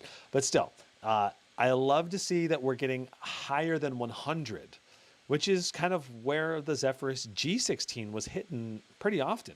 So kind of impressive GPU performance here, at least in the initial impression, though still under spec of what I would love to see. Todoroki says the ZenBook 14 Pro 4070 is a better all-arounder than the G14. Interesting take, Todoroki. I'd have to take a closer look at it. What is the display that the ZenBook 14 comes with? Swiftronic says, hi, I recently bought the 4080 version for $22.59. Is that the best price currently for a 4080 laptop? Also, could I have upgraded the screen for $40 and upgraded to the RTX 4090 for $500? Oh, should I have upgraded the screen for $40 and upgraded to the 4090 for $50? Interesting, Swiftronic. That's a good deal, I think. You bought the Omen 17. Okay, so the Omen 17. I thought you were talking about the Zephyrus G14. I was like, the Zephyrus G14, is that cheap? What? Where? Yeah, no, I think you got a great deal overall. I think you could have upgraded to the 4090 version for 500 more. But I think you still got a great all-around deal, I think. So I certainly wouldn't sweat it. Oh, look at that. We're getting 120 watts. I just checked. Almost the full 125. I wonder if it was hitting 125. 121, 122. It was like 121.8. So we almost hit the full 125 watts in part of the Timespy test. I love that. Still not quite the full 125, but I think in some games we're probably going to actually be able to hit that 125 watt level. The ones that are just extremely GPU bound. Moo says, would playing at 1080p on QHD screen going to be okay visually? The bigger the screen, like if you do like a 30-inch screen and you try to play 1080p on a 30-inch QHD display, it's going to be hugely noticeable. But typically speaking, if you try to jump down to 1080p, or maybe on this screen, you actually go down to 1200p. That's equivalent to full HD because it's 16 by 10. It's not going to be that noticeable, I don't think. It'll be just a tiny bit fuzzy, but in motion gameplay, it'll be very minimally noticeable, I think. So our graphics score, 10,528. Very good. Extremely good for a thinner laptop. CPU score, 10,960. Very nice. Let me quickly check the live stream feed and also just do a quick examination of some of the temps that we were seeing.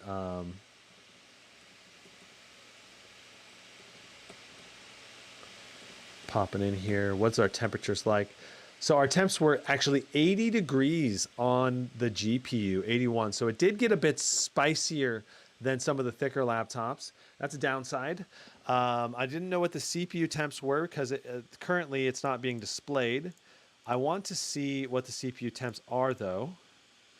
So we're going to pop into HW info and let's go down here to our package power and we'll enable this value.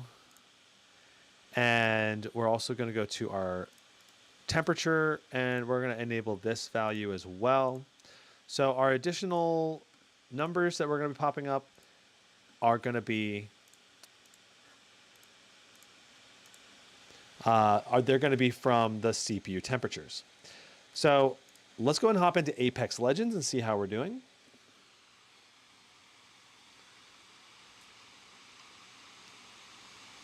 Swiftronic asks, is there actually a noticeable difference between a 240 hertz monitor compared to 165 hertz?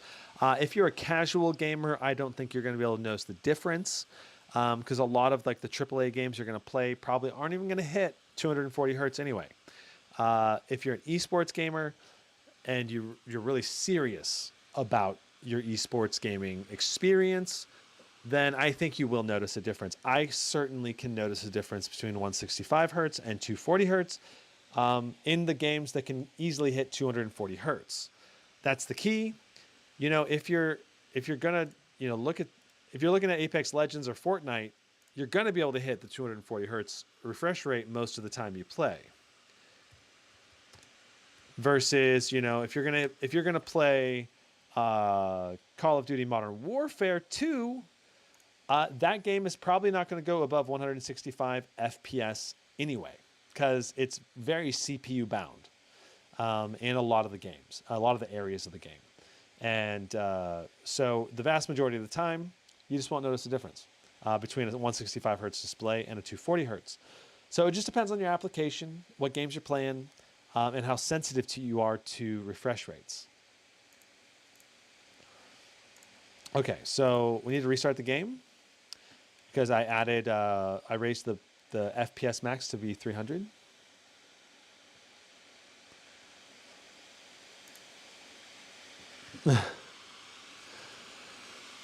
Can you try Cyberpunk 2077 in ray tracing overdrive mode? Yeah. Yeah, I probably could. I haven't tried it yet. I wonder if visually you can even tell a difference.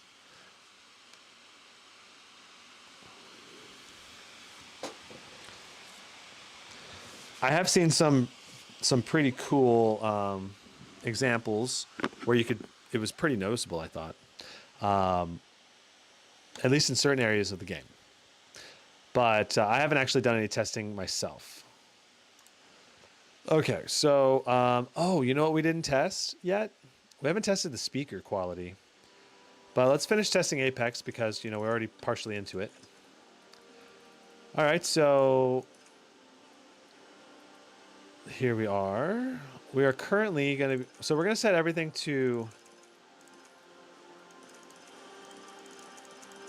we're setting everything to max settings initially.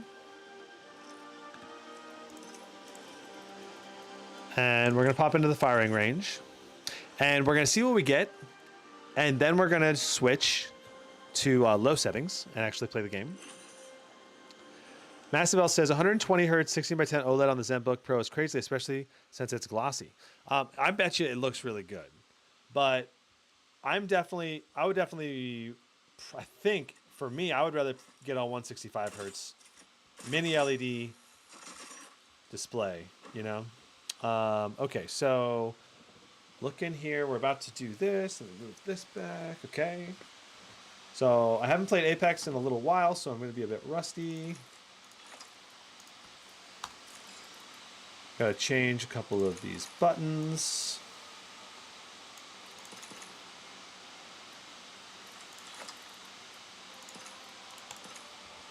Okay. All right, so right now we're doing 100.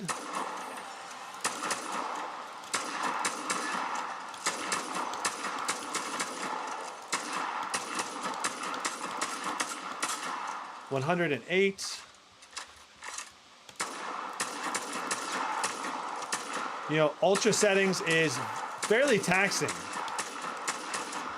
You know, we're hitting 100% GPU utilization. Our CPU package temperature is 77. Only 21 watts of power.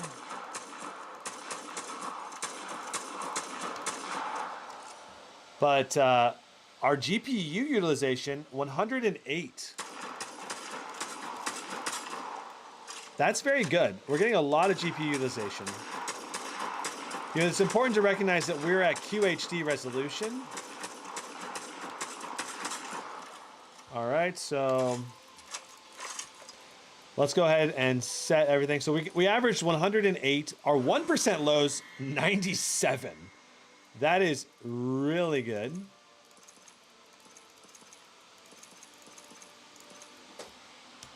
The fact that it's like a huge percentage of our 1% lows. All right, so our goal is to get at least 165 hertz in this test. All right.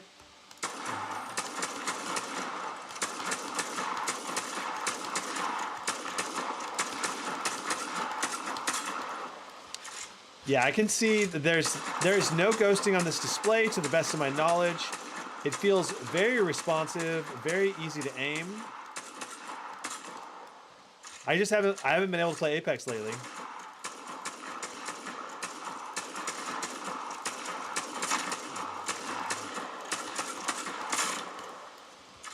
All right. One thing I do want to point out is that we are currently doing 117 watts to the GPU. Wow. Also, we're doing 86 degrees of temperature on the GPU, which means that we're basically thermal throttling or very close to thermal throttling. The thermal throttle point's actually 87, but we're within 1 degree of it, so it's probably being thermal throttled. Okay, so this is very good aiming experience, very responsive, excellent gaming experience overall. Let's hop into a match. Swiftronic says, thanks for answering my questions, by the way, and doing these reviews. No problem. All right, we can try a team deathmatch. Clark Kent says, this generation, the gaming desktops are 70% faster than the gaming laptops with the same labeled specs. I don't think so, Clark. I think you gotta. I really don't think that that's accurate. A 4090 desktop's not 70% faster than a 4090 laptop. You know, I think you're looking at a much smaller difference. I think Jared's Tech did a direct side-by-side comparison between a 4090 desktop and laptop, and it was not nearly as big as a 70% gap, especially at 1080p or QHD, which then becomes very CPU limited. And our CPUs right now in laptops are a lot closer to desktop CPUs than almost ever before. Like the i9-13980HX is very similar in terms of gaming performance compared to some of the desktop CPUs out there. So Clark says his conclusion was 70%. I'll have to check.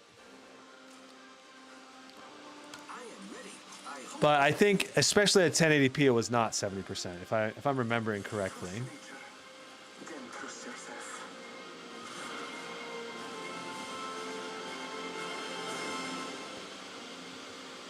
Yeah, I'm not getting. I didn't get any email, Diamond.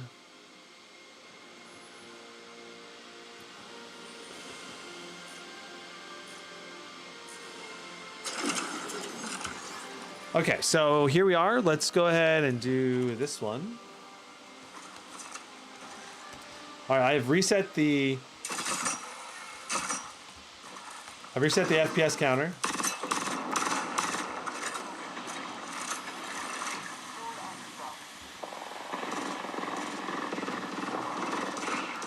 This is spicy. It's very juicy initial fight here.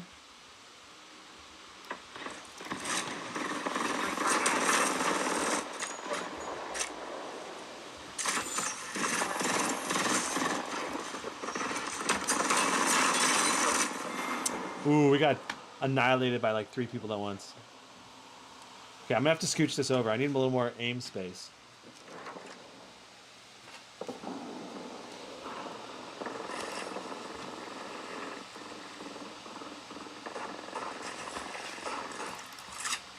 Recharging my shields. Seeing if I can flank anybody over here. Maybe my teammates killed them all already. Looks like they did.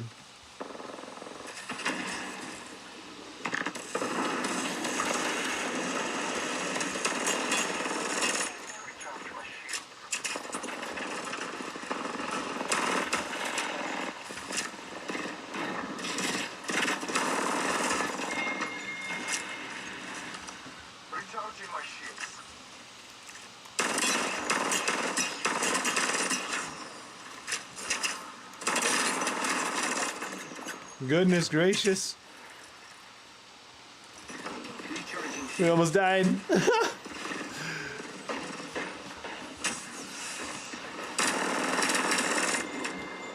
Oh, come on. Someone stole my kill.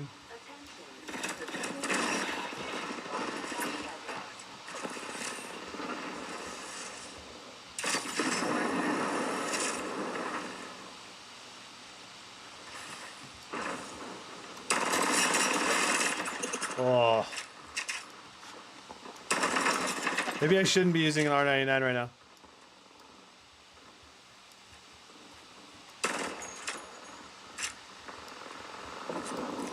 Giving my shields a recharge.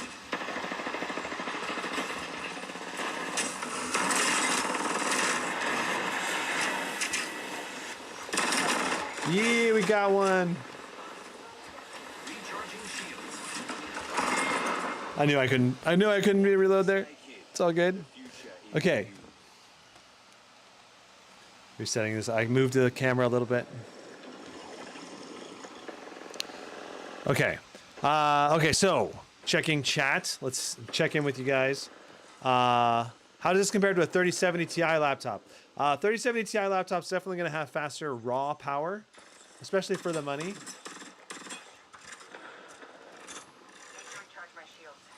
This does have frame generation, so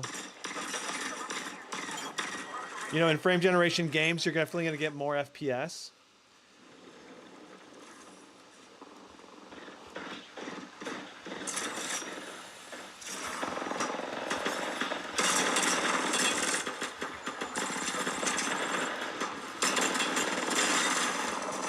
Ooh, man. I'm doing some damage, but I'm not getting very many kills. This is working really, really well. Our resolution is definitely going to be a bit of a hindrance in the sense that, like, it's going to be harder to push QHD frames as consistently, you know? So I think it's very important to recognize when you go with this laptop that you're gonna need to be a bit more generous with your settings than you would if you were, you know, like by generous I mean set your settings a little bit lower.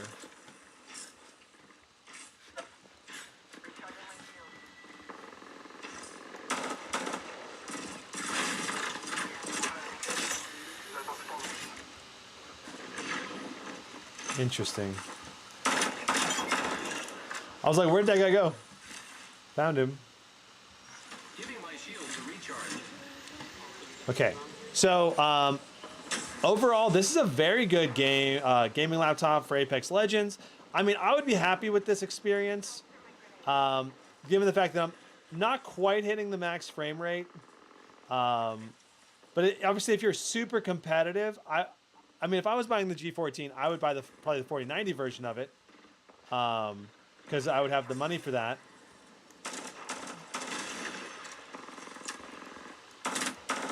But I totally understand that some people won't, you know? And if you get the 4060 version, I think you're still going to have a good experience in a lot of these games, but it's just not going to be as good as the 4070, 4080 version, because the amount of raw FPS you're getting is just not going to quite push QHD frames perfectly, you know? My team is annihilating this other team.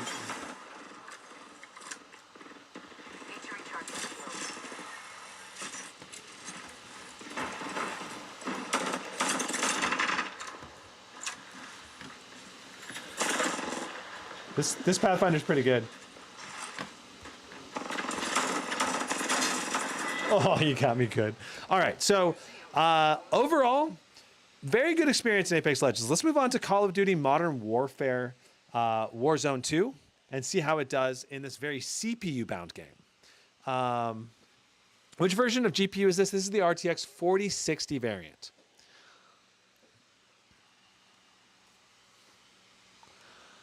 Clark Kent says, I like to keep my 3D resolution and view distance settings at 100%, but turn other settings lower if needed. Yeah, that's a pretty good idea, generally speaking. But, you know, we're doing native resolution QHD on all those settings, and we're not quite pushing 165 hertz on the refresh rate, at least in that map. I think other maps are maybe a little bit less demanding. So it's really going to vary a lot from area to area. Hamid says, "Neat. Is this the one without the mini LED? Right? Yes. This has the, I believe, the IPS display."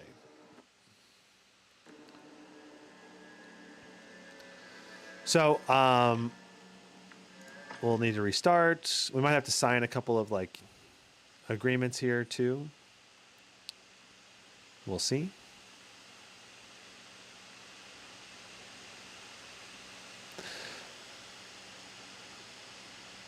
Okay, it's restarting.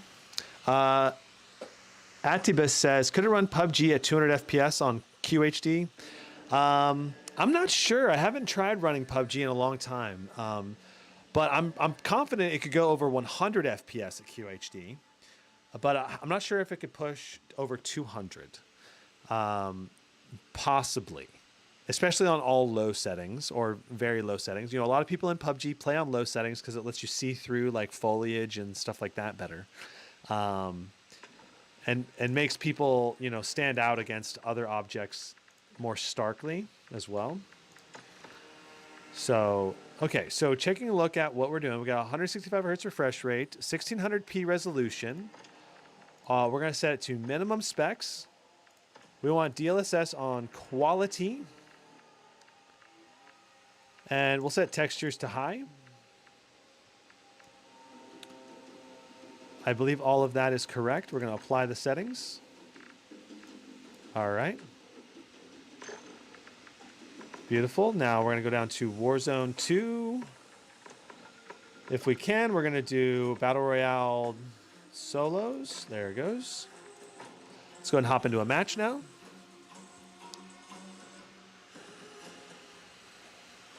Still haven't done the speaker test, I realized. And I want to mention that I did not really hear any spatial audio in Apex Legends either. It was very just general audio.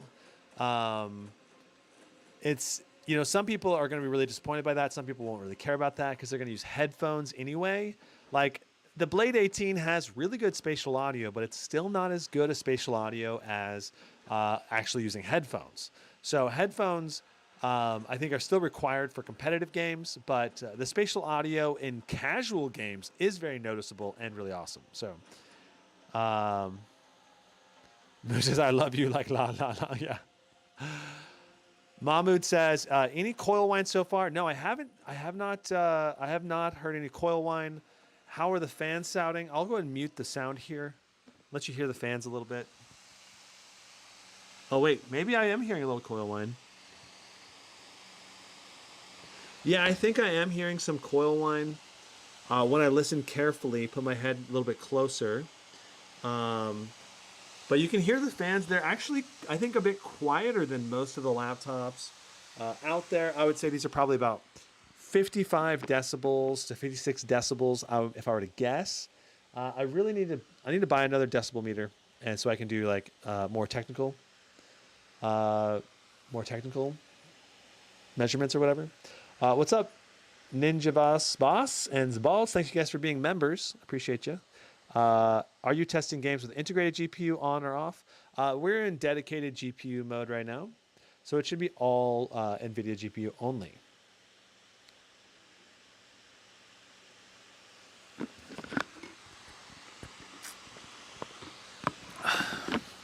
Okay. So we're about to get into this match.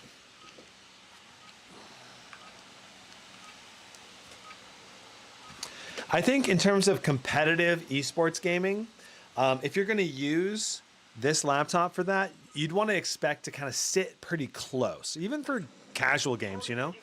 It's only a 14-inch display, so that's pretty much what you got to expect.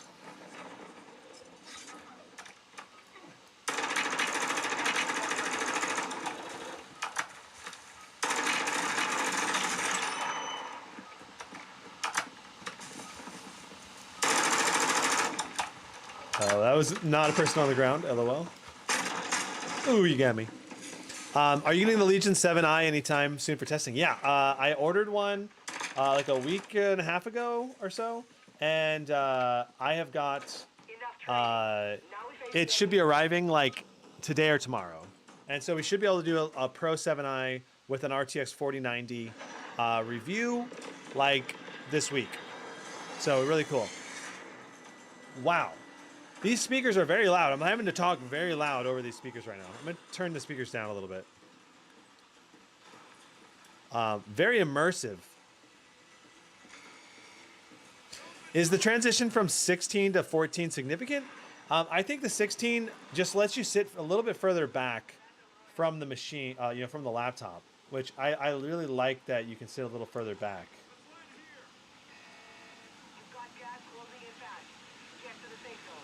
So right now we're doing like 93, 95 FPS. We've averaged 95 the whole time we've been in, which is quite good.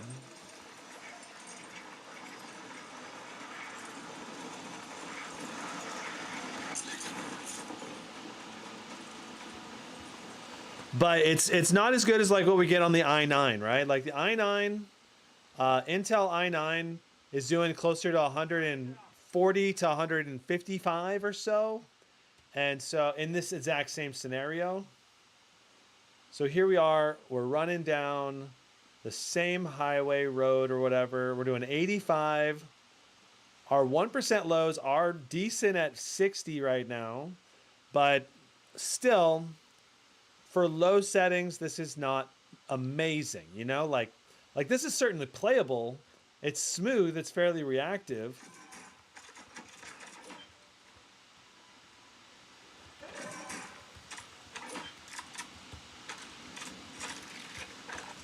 But it's going to be a big performance difference if you were to go for an expensive Intel laptop versus this one. I'm going to try switching my gun to this one. Okay, that's pretty good. All right.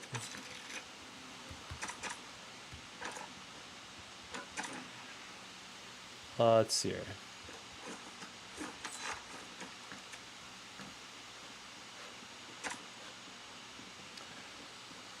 Just gonna kind of run around a little bit, see if we can shoot somebody or not. Sometimes people land near us, sometimes they don't.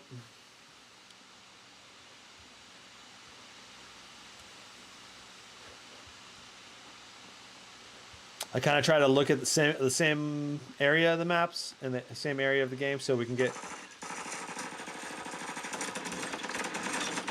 And we managed to get a kill. All right.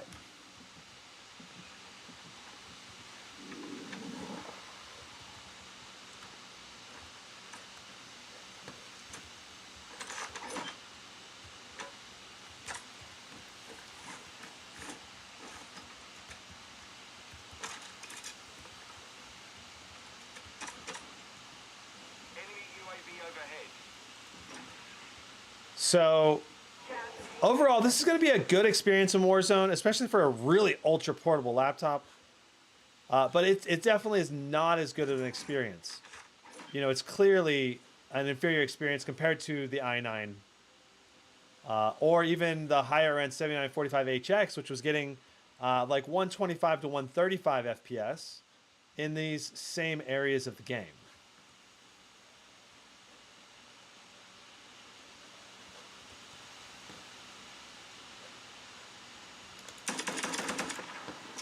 Trying to challenge someone to come out and shoot me. Someone come kill me. You know, I like the fact that our 1% low is basically like a 60 FPS. Because that's going to mean that the overall gameplay smoothness and frame rate is going to be very good.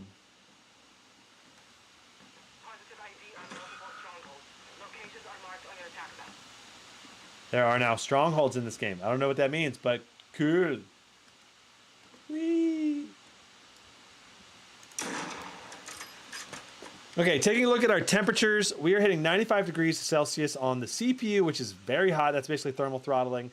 Our GPU is not being utilized at 100%. We are basically being CPU bound and CPU thermal throttled in this game. So if you were to get a cooling pad, I would say you probably get a few more FPS in this game, because then the CPU would be able to push a little bit higher wattage and you get a little bit better performance overall. So averaging 82 FPS so far in this game.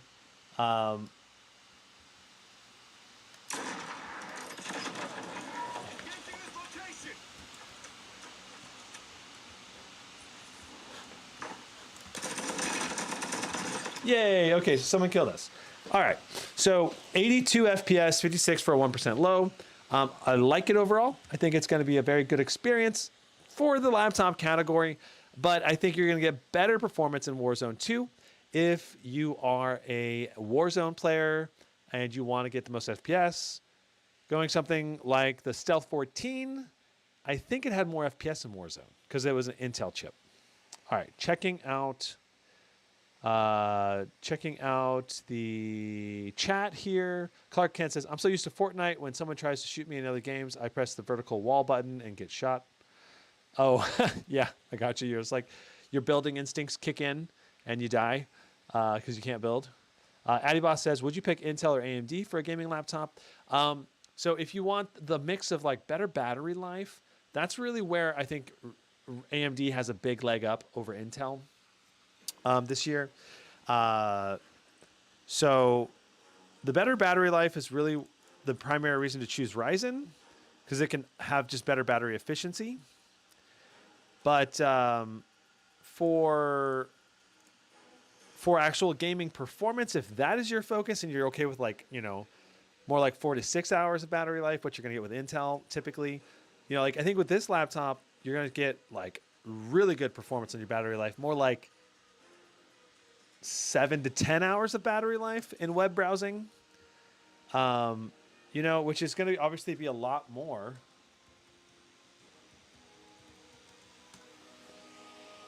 I'm definitely hearing some coil whine on this Asus G14. Or maybe...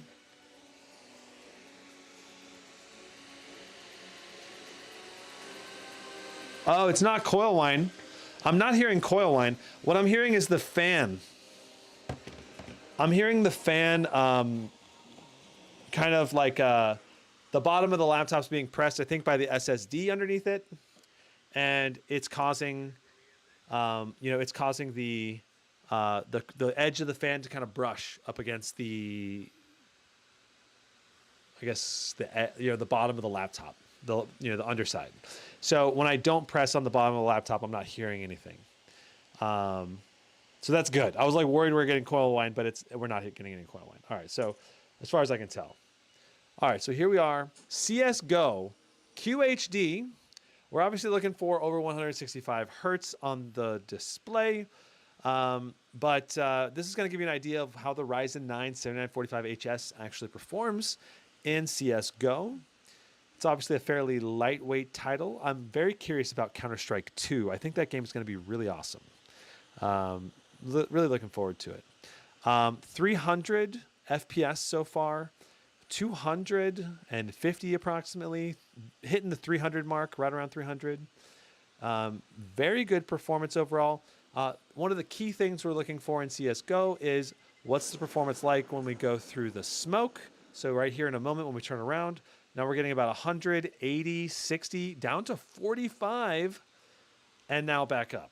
So that bottleneck as you go through the smoke is usually where you get the lowest FPS. Now, the new Counter-Strike 2, which is about to come out here later this year, that should have much better performance inside of smokes as far as I know.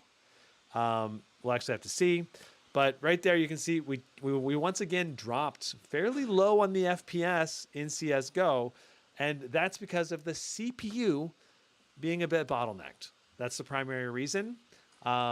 So when you're looking at this laptop, if you're a CSGO player, know that you're going to have bigger drops in FPS with the Ryzen chip here than you would if you had an Intel-based laptop. So yeah. If we are on all high settings, I'm not sure. Maybe the settings would be a little bit better if you're on lower settings. Not sure. Okay, so our average FPS was 296.75. So 297 FPS if we round up. At QHD resolution, obviously very good. very within playable range, but just know that you typically could get over 240 FPS in CSGO on this laptop if you use like an external monitor and you want to push 240 hertz refresh rate with an external monitor. That's entirely possible. That's some heavy smoke. Oh, good. With a winky face. I think you're making a drug joke. I like it. Zebal says, I'm traveling always and leaving out of my country. So for me, having properly cooled and powered laptop with good software is just sweet. Yeah. ARP says, Stealth 14 with a 4060 is better than this? Question mark. So I'm not going to say which one's better or worse at this point, but I will say the Stealth 14's display is not as good as this display, at least in terms of raw specs in particular. It looks like we may have loaded into this game in the iGPU, under the iGPU. Maybe, we'll see. Because it seems to be a bit laggy right now, or something's going on.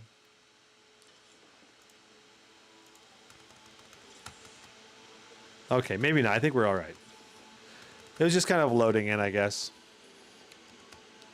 I would say that with the G14 here, in manual fan mode, your temperatures are going to be a bit hot. A lot hotter than they would be if you're in performance mode or in turbo mode, simply because we've raised the power limits to the max. You know, and so it's going to basically push our FPS and everything to the maximum that it could possibly do. So we're on Ray Tracing Ultra. So we're basically on the highest setting. Not quite the highest. There's Overdrive, but we're going to do Ultra. And we're going to set it to quality for our super resolution. And we can try running the Ray Tracing Overdrive as well. So we have DLSS with FrameGen enabled, because that's how I think players are going to play this game. With DLSS on quality, everything's on Ray Tracing and Ultra settings. Let's try the benchmark.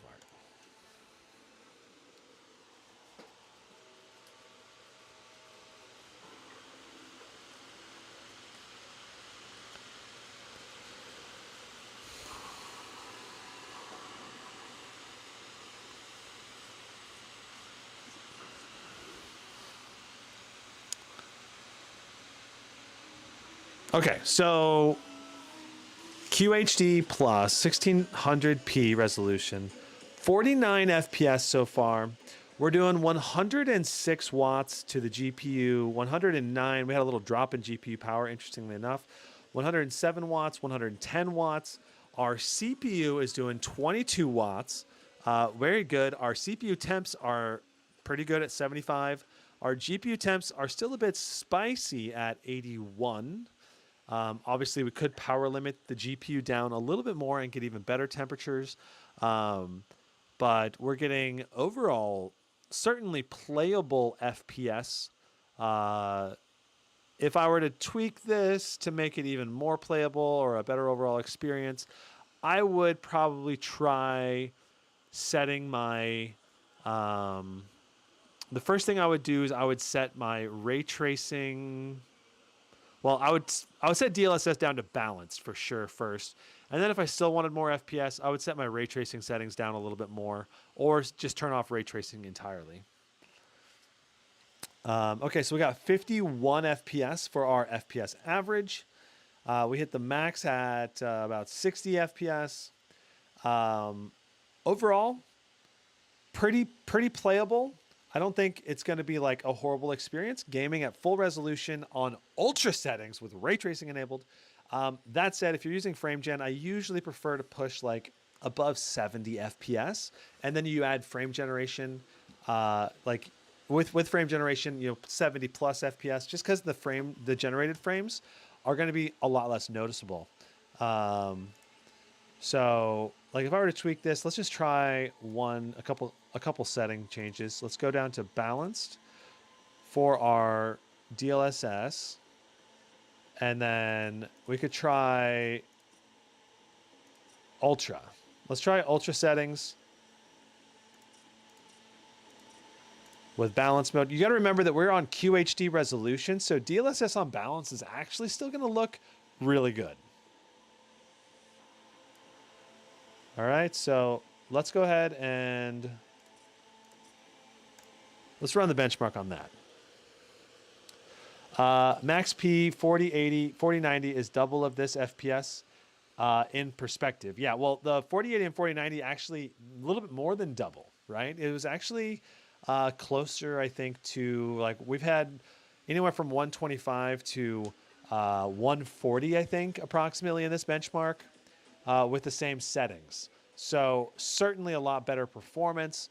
That said, in terms of actual gameplay experience, you can get a very comparable gameplay experience on ultra settings with ray tracing disabled, for example. You know, like it's not like without ray tracing the game looks terrible.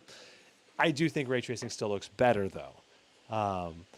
But I mean, if you're sacrificing the ability to turn on that ray tracing experience by going with this lower wattage 4060 and a super portable package, right? You want to be able to game on the go with ultra settings, then you just got to maybe turn off ray tracing in certain titles, especially at the full QHD plus resolution. Sacrifices will basically have to be made if you want that 4060 and save on your budget too, because you could jump with a 4080 or 4090 and put that in here because they do offer that. And you're going to easily push over 100 FPS. Probably not 125 because you're going to be lower power limit, but I bet you're going to go over 100 FPS on ultra settings with ray tracing on ultra. So on these new settings, we got 87 FPS, which is obviously really good and going to be very playable. Let's go ahead and let's just try ray tracing on overdrive, DLSS on performance. All right, let's try it. Ray tracing overdrive, DLSS on performance, frame generation off.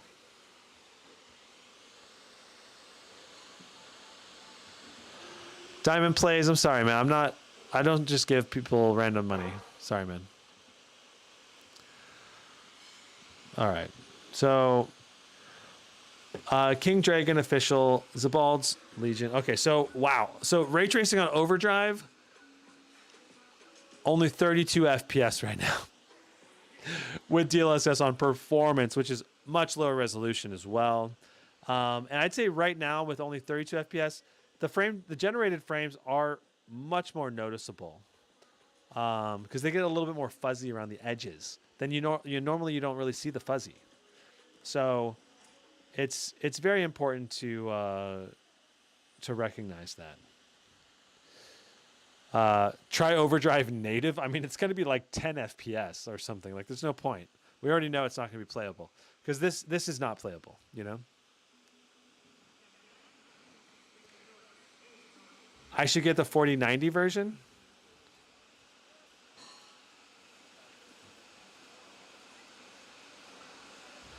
King Dragon, I'm doing the 4090 Legion. Any chance of reviewing the Acer 14 Triton 4070 with mini LED? Ooh, I don't know, maybe. I haven't really thought about it. So we got 36 FPS with ray tracing on overdrive, DLSS on performance, frame generation enabled.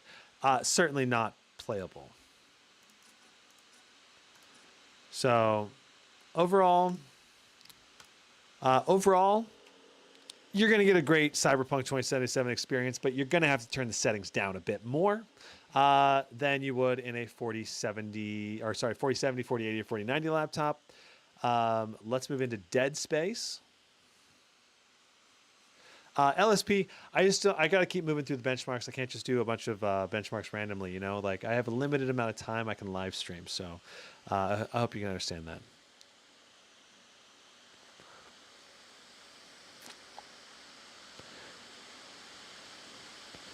Sorry, Gizmo, we're having our own conversation here. LOL. Gotcha.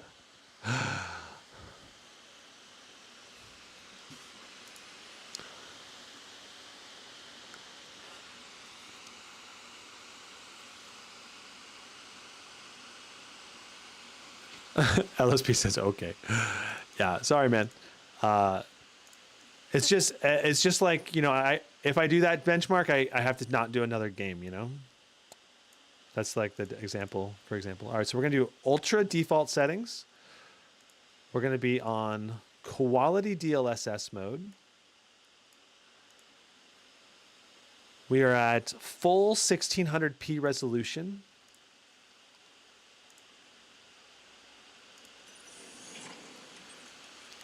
And I might do another benchmarking live stream with this laptop. For example, because I'm currently not at 1080p. And a lot of the 4060 laptops I tested, all the benchmarks were done at 1080p or maybe 1200p because most of the 4060 laptops don't come with a QHD display. So just keep that in mind. So right now we're doing 61 FPS, DLSS on quality, ray tracing on ultra. Our CPU is hitting, I saw 94 degrees a moment ago, but now we're doing 89, so not quite maximum on the CPU temps. Our GPU is at 99% GPU utilization, so we are hitting GPU throttling instead of CPU throttling. But if we had a more powerful GPU, right, if we were doing a 4090 in this laptop, we would be CPU bound hard. In this scenario, because we're almost CPU bound already, not quite though. And that's with a 4060, right? So right now we're maybe even starting to get a little bit of CPU bounding. I guess not. Now we're at 90. We're bouncing up and down, but most likely we are GPU bound primarily. But with a more powerful GPU, you would definitely become CPU bound. I think it's a very important thing to understand that with this laptop. The CPU will be a limiting factor in certain games and titles like Warzone. That even if you do get a 4090, you're going to still run into that CPU overhead bottle cap, right? So we're starting our run. I have started the benchmark. Currently 58 FPS in QHD plus 16 by 10, 2560 by 1600 ultra settings. Ray tracing is disabled, but DLSS is on quality. So obviously a very good overall gaming experience in Dead Space. So you're going to be happy with this game in Dead Space with this laptop. Like you would get in here, you would play this. It would just be a very smooth experience overall. Occasional little stutters here and there because of the 1% lows. And if you wanted to, you could reduce the settings a little bit more, drop it down to balanced, or just turn off ultra settings or something, and it's you'd bump the frame rate up massively, right? So if we go ahead and drop the resolution down, let's go ahead and see what it looks like when we drop our video resolution down to 1080p. We'll do 1200p because I don't want it to be off kilter on the, all right. So this is what it looks like visually speaking. All right. Let me go ahead and turn it a little bit and I'll kind of zoom in. All right. So this is 1200p resolution. So it's essentially full HD 16 by 10. All right. And you can see, I can see just a very slight fuzziness. All right. It is there. The gameplay is much smoother. Overall, I've reset it, so we're getting a kind of a new number right now. But 94, 93 FPS with 30 for our 1% lows. Obviously very playable. And I would say it still looks pretty dang good. Like it's not going to be that noticeable. But let me give you a better example. All right, so let's zoom in on his back. All right. So that's what it looks like right now. If you can, screenshot that, whatever. Let me switch the resolution back now. We'll go back up to native resolution.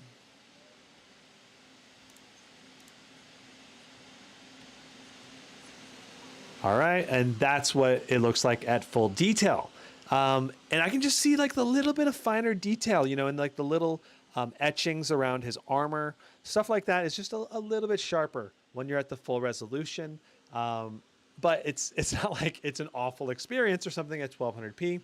And that's going to be true with this QHD display or non-QHD display. Like if you were to go down to a full HD plus, it's just less detail, regardless. Like if you use a Stealth 14 that has a a full HD display, it's still gonna be less detail regardless. All right, so let's go ahead and do this at 1080p exactly.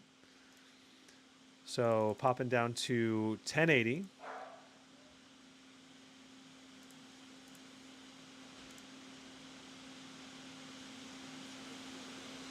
So it's going to be a little bit stretched now because we're not at the native resolution anymore. But we're just looking at our FPS numbers, see what we get. And I want to point out that we are currently CPU bound at 1080p. 95 degrees thermal throttling on the CPU package. So right now, again, if you had a laptop cooler... Oh, hold on. I'm not zoomed out. We'll have to restart this. So 95 degrees on the CPU package. Now that we're at 1080p, the GPU is only at 87, 81% utilization. And that really shows you how CPU bound limitations can impair your gameplay experience with lower end CPUs. All right. So we're walking, we're at 82, 83 FPS right now. 32 FPS for our 1% lows. We're hitting 91% GPU utilization with 88 watts, 91 watts, 92 watts to the GPU. So again, we're not utilizing the maximum GPU wattage anymore, and we're being CPU bound. Again, this is at 1080p though, right? So it's very important to recognize that. And overall, obviously, very good performance, though. Still 90 plus FPS. It's going to be a great gaming experience at 1080p. And our 1% lows at 33 is not going to be that noticeable. Maybe just a little bit noticeable. Okay. So 93 FPS there in Dead Space. Moving into Dying Light 2. All right. Checking out the chat while we're loading the game. King Dragon says, NVIDIA wanting us to spend more for the 4080, which is actually the best value GPU this generation. Yeah, I think the 4080 is a really good value. Or if the upgrade to the 4090 is fairly minimal, like say $400, $500, then the 4090 becomes fairly value friendly as well, especially factoring in the additional VRAM on the 4090 version. But in general, I think most people will be very happy with the 4080 with 12 gigs of VRAM, though in certain games, you're still going to have to turn down the VRAM a little bit. Like in Last of Us 2 or maybe Hogwarts. So Dying Light 2, hopping in here. We're going to go ahead and make sure that we're on high quality ray tracing. DLSS is on quality. Frame generation is on. We're going to have to restart to apply these settings. Zabald says only 41 watts on the CPU. Strix was running 100 watts consistently on the same test. Yeah, but it's also the i9 CPU and it's Intel, and the way they do their wattage is going to be a bit different. The i9 CPU is also going to have a lot more surface area, more cores, more ways to dissipate the heat. It's a much bigger chassis with bigger fans. You got a triple fan setup as well in the Strix G14. So it's a hugely different platform. It's hard to compare apples to apples. But yeah, if you saw at the beginning, the G14 is like half the size of the G18, like literally half the size. Like it is a huge difference in size. Okay, so we're on high quality ray tracing, 1600p, DLSS on quality, frame generation is enabled. Let's go ahead and run our benchmark and see what we get. Here we go.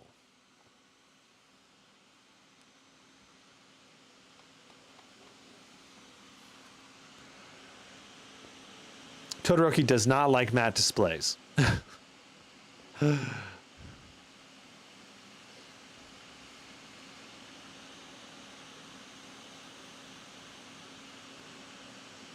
Okay. There we are. Let's see what FPS we get. Keep in mind that frame generation is enabled, so we really want to get like 70 plus FPS, typically speaking, for really good frame generation implementation, to make all of the extra frames look and appear less glitchy or anything like that.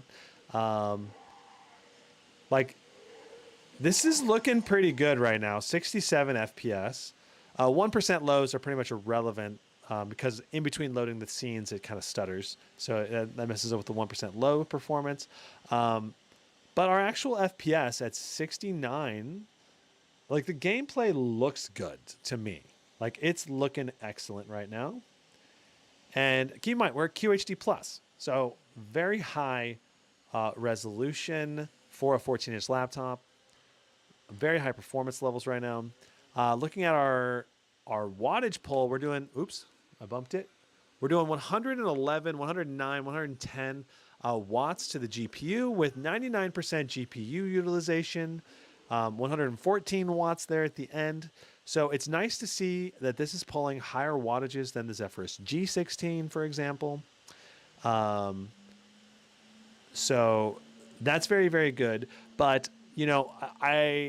I think that this is a laptop that could likely really benefit from the curve optimizer, which is basically like undervolting the CPU. And I'm very curious to see if I can do it. I haven't tried it, but if I try it and it works well, then I think I'll do another live stream and we can compare performance because, undervolting this thing is probably going to really boost performance in games like Dead Space and other titles. So I believe we got like 71-ish on the FPS. So let me jump ahead on the replay here. Checking. 72, it looks like. 72, right. Okay, cool. So 72 FPS.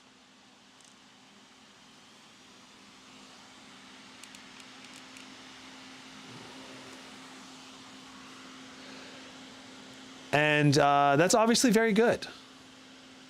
I think the game would be very playable, going above 70 FPS with frame gen on all ultra settings, QHD+. It's going to be a great gaming experience. Love it. So let's move on to God of War. We got God of War, Hogwarts, and Last of Us. I want to do at least those 3 games here. And maybe Shadow of the Tomb Raider as well.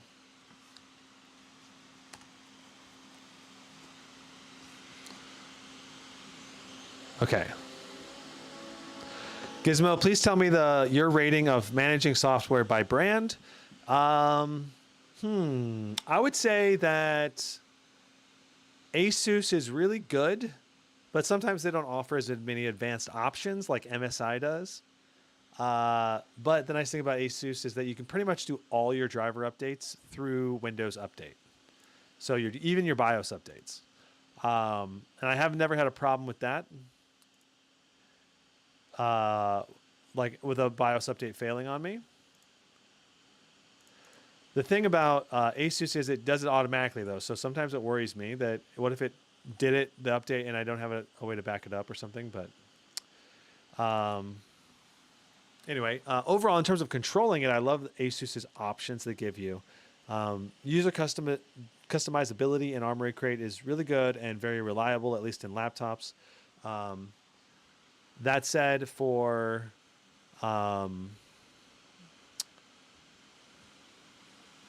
Razer has been pretty good, except that Razer Synapse kind of bugged out on me a couple times.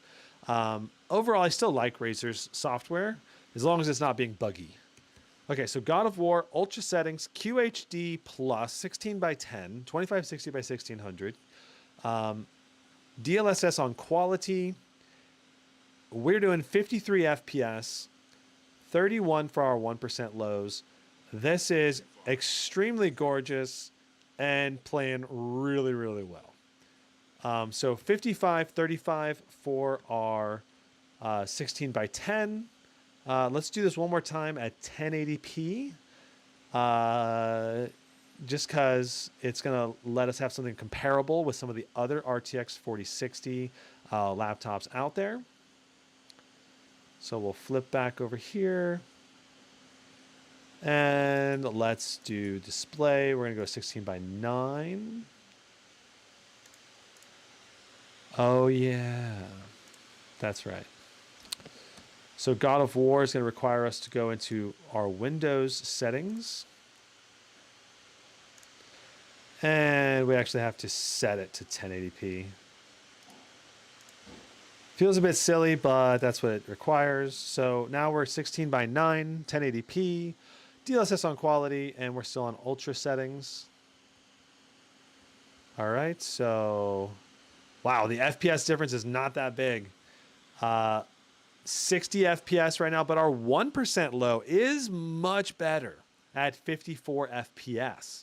So the gameplay does appear a little bit smoother to me, to my visual eye, even though the overall FPS is not that big of a difference, right? So we got 6750. So our big gain was in 1% lows there, where our average FPS really was not a huge difference. So very interesting result for God of War. Let's pop back up to 1600p. Let's move into Hogwarts Legacy. Zabald says, watch Omen test by Gizmo. That laptop was rocking here. CPU was limited as it's on a 13700HX. Sonic21 says, nobody ever mentions Acer or HP for gaming laptops nowadays. Yeah, well, HP Omen 17, I do talk about it pretty often. I've talked about it at least twice, I think, in this live stream so far. And I do recommend the Omen 17 for people that are more on a budget but still want good performance. So, Big Jezzy, welcome to the live stream. Hogwarts on the 4090 Blade 18 has been amazing. Yeah, I played Hogwarts almost entirely on my Blade 18 4090, and it's just like you're doing. If you do frame generation with DLSS on balanced mode at native 1600p resolution, I mean, I was doing like 150 FPS on ultra settings. It was just flying. Super smooth gameplay and really fun. And I beat the whole game. I didn't quite 100% everything, but I have played through everything, you know, all the way through the commencement ceremony. And I actually started playing a second campaign as a evil Slytherin girl. And yeah, so that's been interesting because you're in a different house and you have slightly different friends and people treat you a little bit differently because you're in a different house. But it seems like, and I'm trying to be evil. Like the first time, my first playthrough, I was trying to be good at every decision-making point. And now I'm going to be trying to be evil at every decision-making point. So like, I'm like stealing stuff from people and like telling them they're awful and making them pay me bounty monies for fixing their stuff. And otherwise I keep the thing that they wanted, and it's pretty funny. So yeah. SPO, what's the point of the 4060 and 4070 when 8 gig VRAM won't even last 2 years max? So SPO 75, I would say that in terms of lasting, it's already not lasting because in games like Hogwarts and Last of Us 2, which we're about to test both of these games, we're already hitting max VRAM. So at QHD resolution in particular, at 1080p, it's a little bit easier. You don't have to go to low on the VRAM. But basically, in certain titles, we're already maxing the VRAM right now. But the thing is that that's only 2 of the titles that I test. And in the vast, vast majority of the games, you can still run ultra textures. It's just certain titles are going to be, you know, struggling right off the bat. So we're on all ultra settings. We're going to set texture qualities to low. We're going to turn ray tracing on. We're going to apply these settings. Do we need to restart now? Interesting. It does not look like we need to reset the game. Okay, so we're at 1600p. Is frame generation on? It should be on. I just want to make sure that it's on. Frame generation is enabled. Cool beans. SPO 75 Damn, already obsolete. That's crazy. So that's the thing, though. Like, in a sense, even the RTX 4090, like, so the MSI GT77 has a 4K 144 hertz display. And if you're wanting to max that laptop at 4K, you can't even run ultra textures because it wants like 20 plus gigs of VRAM at 4K. So basically what I'm trying to say is that if you end up getting a RTX 4050, 4060, and 4070, in the vast majority of games, you'll be just fine on VRAM. It won't be a problem, all right? The thing is, certain games, you're going to have to either turn down the settings, you're going to have to turn DLSS on a lower setting, or you're going to have to just bump the resolution down to a lower overall resolution to be able to make it so that you're not stuttering with the 1% lows. But those games where you have to do that is still very low. So that's the thing. It's very rare.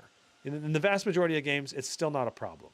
So as long as you're willing to tweak the settings, you're still going to be able to get playable frame rates in all the games, but just maybe not at maximum settings or maximum resolution, textures, and all that. Okay, so looking at what we got right now, you can see we're maxing our VRAM. We're at 7.2. We have 8 gigs of VRAM technically in this game. But the thing is, it never actually fills up to all the way to 8. There's always a little buffer room. So we're basically maxing our VRAM right now.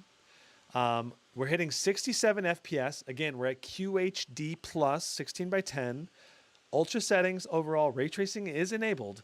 And our 1% low right now is 41. Now, as we run through the world, I anticipate our 1% low is going to get a bit lower. So let's go ahead and run.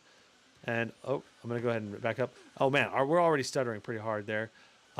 Again, I think that's because of our low textures still maxing our VRAM. So 8% or 8 FPS right now. Wow, for our 1% low, our 1% low is really struggling right now.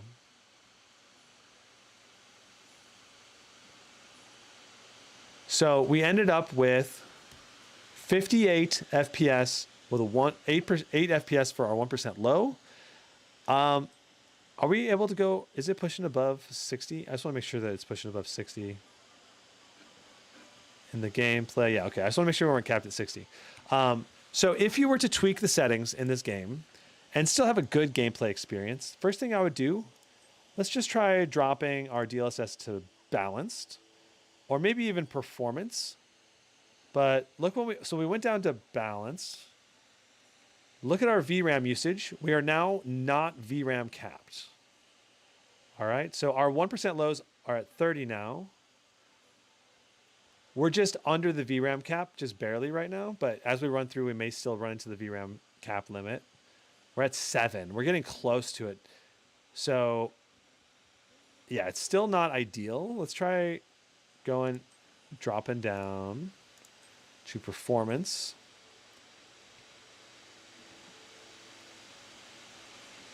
All right, so everything's loading in still. We're at 6.6 gigs on the VRAM now. And our 1% low is still at 16. Let's try running through again. Way less stuttering right now. Even though our 1% low is not that much better, I can visually tell that it's just so much less stuttering than what we were running into before. Because we lowered, essentially by lowering DLSS, down, it samples from a lower resolution, which requires less VRAM. So we ended up with 20 for our 1% lows, 69. And another big thing you can do to improve performance in this game is if you just go down here and we just turn off ray tracing. Okay, now it wants me to restart the game to disable ray tracing, which is interesting. But anyway, it gives you a good idea of Hogwarts Legacy performance. Not that amazing at QHD. You're going to have to definitely tweak the settings to really pump frame rates in Hogwarts. Like you're obviously a very playable. And that's the most demanding part of the whole Hogwarts Legacy game. Like going through Hogsmeade, there's so many NPCs and textures and everything. So that's kind of like the worst case possible scenario in that situation. So just know that that's the context there. The game will run much better through the vast majority of other areas of the game.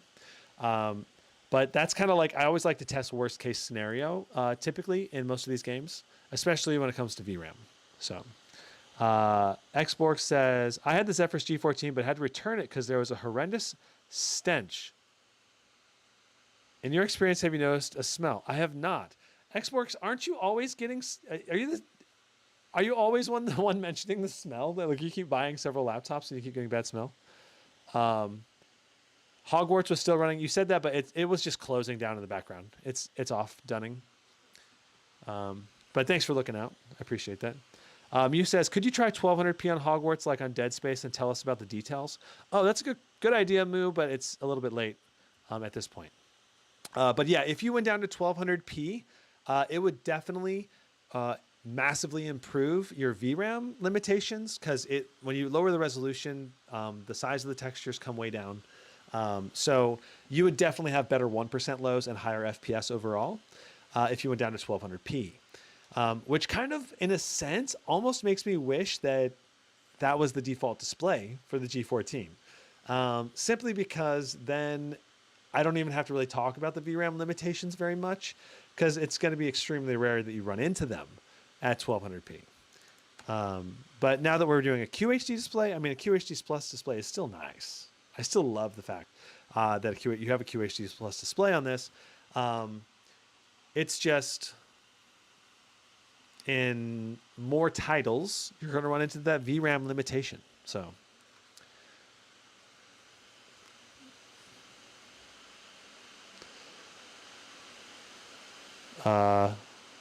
Nerdy Dan says, this game killed my PC, but I managed to LOL. Gotcha. Big Jezzy says, yep, even 16 gigs VRAM is not enough. However, this is if you want ultra ray tracing, etc. And if you want ultra textures too. That's also very important. Okay, so in our settings here, can we run? No, we have to do borderless window. All right, and we want, if we can, we want to run it on scaling mode. We want to go to DLSS super resolution on quality.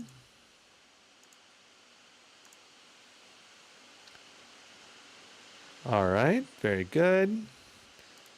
And we're also going to want to go in here and we want to make sure, we want to set everything to ultra if we can. All right. But then we also need to set our texture settings to medium because you can see the VRAM limitations there. Only once we set everything to medium do we go under the 8 gig VRAM limit. So very important. This is basically all ultra settings, but medium texture settings. All right. And it's also very important to note that this game is building shaders in the bottom right still. You can kind of see right there where it says it's building shaders. So I'm testing this without the shaders built. There is going to be a little bit better performance when you have the shaders fully built, but it takes a long time for the shaders to build in this game. So keep that in mind. I'm not sure I understand. So, okay.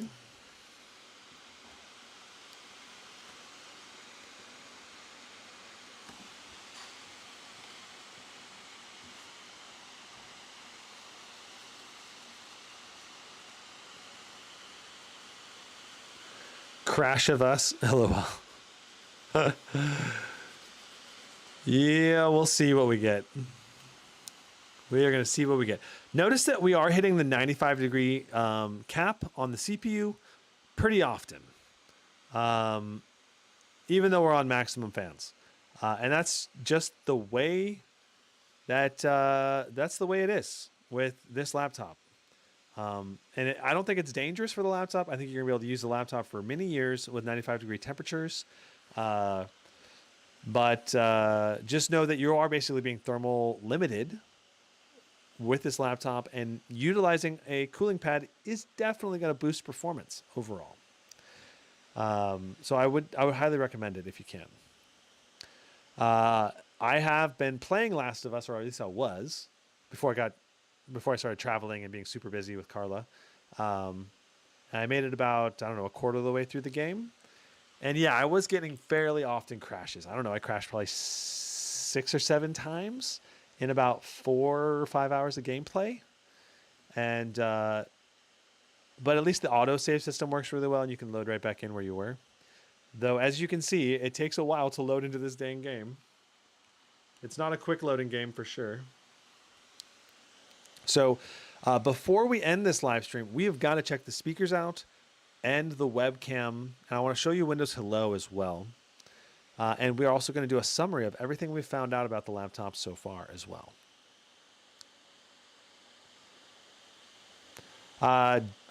DN75 says, hey Gizmo, would you recommend Intel or AMD laptops for architecture work? I'm inclined to Ryzen for battery life. My region is subject to blackouts, so a longer battery life is a must for me. In that scenario, yeah, I would recommend Ryzen in that sense. Okay, so we're hitting 60. We're hitting right at 60. I want to make sure we're not. There's no VSync. VSync is off. Frame rate is unlocked. Okay. All right. So we're hitting right at 60 FPS right off the get-go. 61 FPS for our average, 45 for our 1% low. The gameplay looks phenomenal, super smooth.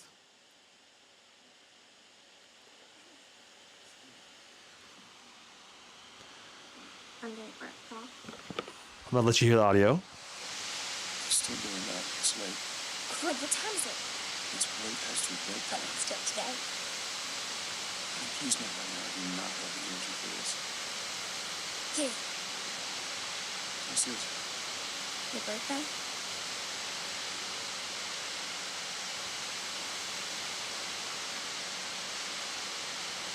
Kept complaining about broken marbles. So, I figured, you know. You like it? I mean, this is Yeah. nice, but I think it's stuck. No. Oh, ha ha. Where'd you get the money for this? So right now we're doing 83 degrees on the CPU. We're not CPU bound. We're 100% GPU utilization. We're hitting 101 watts on the GPU. Overall, this is really good performance. In a game like this as well, you don't really need to aim that carefully very much. It's not like a Twitch shooter or anything. So this is going to be excellent overall gameplay performance, and certainly super playable and sustainable, I think. So very important to note that.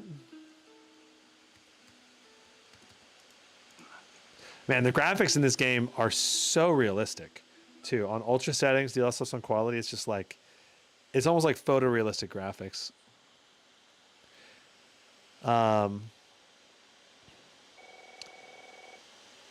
Is this manual or turbo mode? We are in manual mode with everything maxed out. Sarah, honey, I need to get your daddy on the phone. Uncle Tommy, what time is it? I need to talk to your dad now. There's something. So I think the main concern I have right now with the Zephyrus G14 is just the GPU, at least in turbo or at least in manual fan mode, we are oftentimes getting really close to that thermal throttle range, right? So, all right, so resetting our FPS counter now that we're actually moving around in the game, we're doing 53 FPS. Dad? 59 with a 1% low of 31.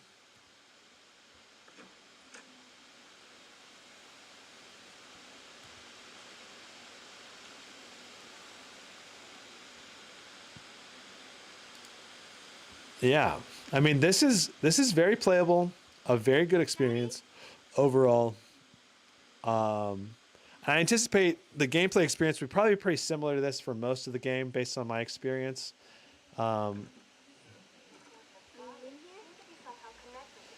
It might have a little bit more dips in certain areas, and so you could turn some settings down a little bit more, or check, change DLSS down to like balanced mode if you need to. So last game I'd like to try Shadow of the Tomb Raider. Oh, and Witcher 3. I really want. How much time do we have? Okay, if we do this fast, we can do this. All right.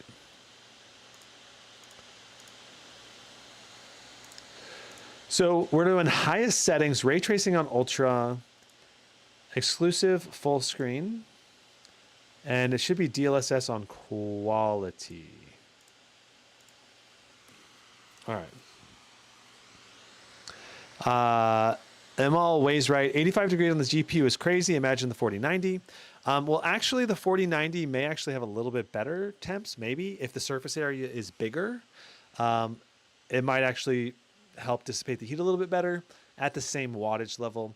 Essentially, if you're pulling the same number of watts on the 4060 or for the 4090, I think you'd have slightly better temperatures on the 4090 because of that surface area. So DLSS is on quality, 1600p. We're in all highest settings with ray tracing on ultra. Let's see what we get. Wasn't the MSI stealth temperatures much better? Yeah, I think the stealth 14 temperatures were better, but the thing is, it was also lower wattage on the GPU. So if you're talking apples to apples comparison, you also got to factor in that wattage level, and yeah, so it's not going to be a direct comparison, especially since we're dealing with a Ryzen chip versus Intel. The NVIDIA side of things are going to be a bit more comparable. Like in certain games, like we're doing 102 watts, and I don't think the Stealth 14 ever saw over 100 watts consistently in most of the games. I'm pretty sure it was like more like 80 to 90 watts in the vast majority of games with the Stealth 14. So you are going to get lower FPS in those titles. So yeah.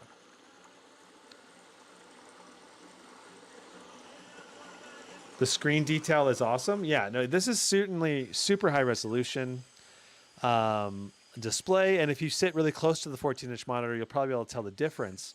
But the Stealth 14, it has a 1200p display, which is just going to be easier to push frame rates out to, You in a game like this, I'm pretty sure the Stealth 14 was doing closer to like over 100 FPS because it was 1200p. And we're doing QHD plus and hitting 70 FPS, which is still playable, still very good. And you're getting a little more detail to show up on the display. But the 1200p is just going to be, just easier and more consistent and less VRAM limitation issues. Because once again, we're also running into VRAM limitations at 7.7 gigs of VRAM. Though I don't think we're getting too many stutters because of the VRAM.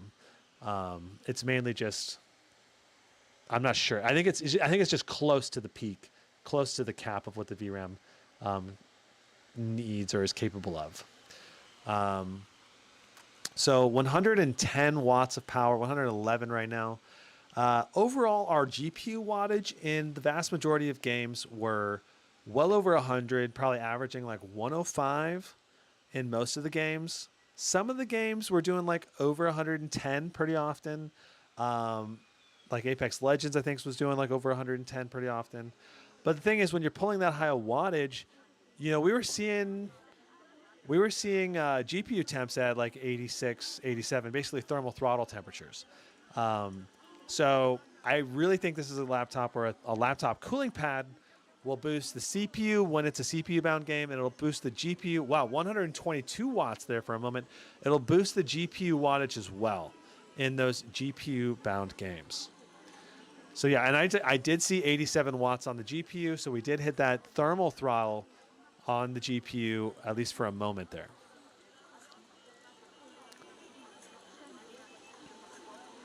Wattage doesn't matter for the 4060 and 4070 above 100 watts. It does matter still, but it doesn't matter like massively. It matters less, than a lot of the other laptops. Okay, so we got 77 FPS. very good. It's going to be playable, right? It's going to be very playable. No problems there. One thing I want to point out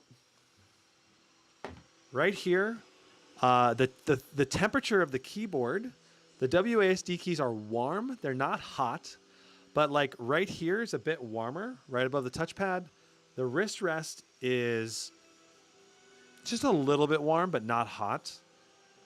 But like the center of the keyboard over here, the G, the H, the J, I would say this is getting closer to hot. And right up here at the edge, oh, that's very hot. Like I could not touch this for an extended period of time without hurting myself probably because it's very, very hot along the top. All right. So the right wrist rest is also just warm. It's not hot. Witcher 3, let's hop into that.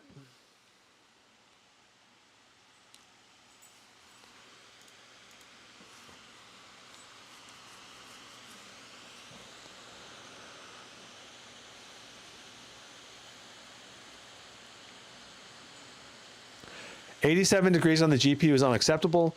Well, Shadow, you can easily reduce the temperature by just setting the thermal target lower, or, for example, going into performance mode or turbo mode, and those will definitely have lower power limits, which are going to really reduce the temperatures on the GPU. But because of the settings and everything that we have set in the manual fan mode, that's why the temperatures are so hot and spicy. So it's very important to interpret the results properly and not just jump to conclusions. So we have frame generation enabled 1600p. And I suppose in this game, we could also do that testing if you'd like. Let's try it. We'll try cycling between the 4 modes. We'll do silent, turbo, performance, and manual. We'll do manual first since we're already in it. And then we'll kind of let it sit there and see what kind of temperatures we get after a couple minutes on each of the modes.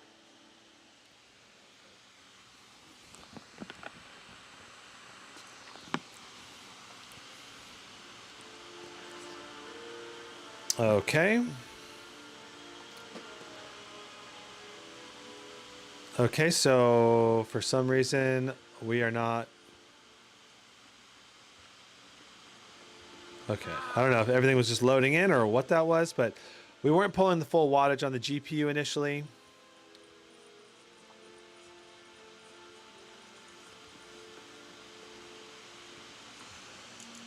Let me double check that all of our settings hit, because I would think we get a little higher FPS, but DLSS is on quality, ray tracing is on ultra, full screen 1600p. Yep.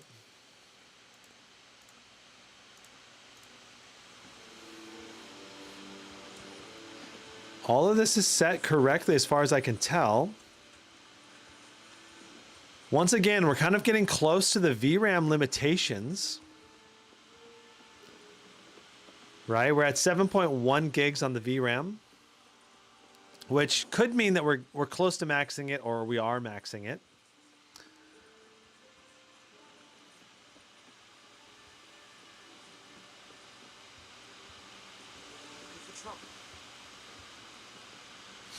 Okay, so let's go ahead and we'll do a test now. Right now we're doing 48 FPS, 24. This definitely seems a bit lower. Yeah, I don't know. Seems like frame generation might not be on. I don't know.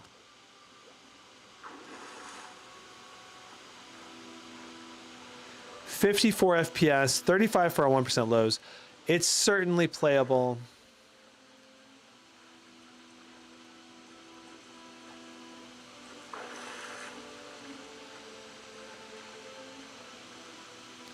$54.35. All right, so it's certainly playable. It doesn't. I'm not really noticing glitchiness from frame gen. Let me try turning frame gen on and off. Let's turn frame gen off. All right, so now it's doing 35 FPS. So it certainly is a noticeable improvement having frame generation on.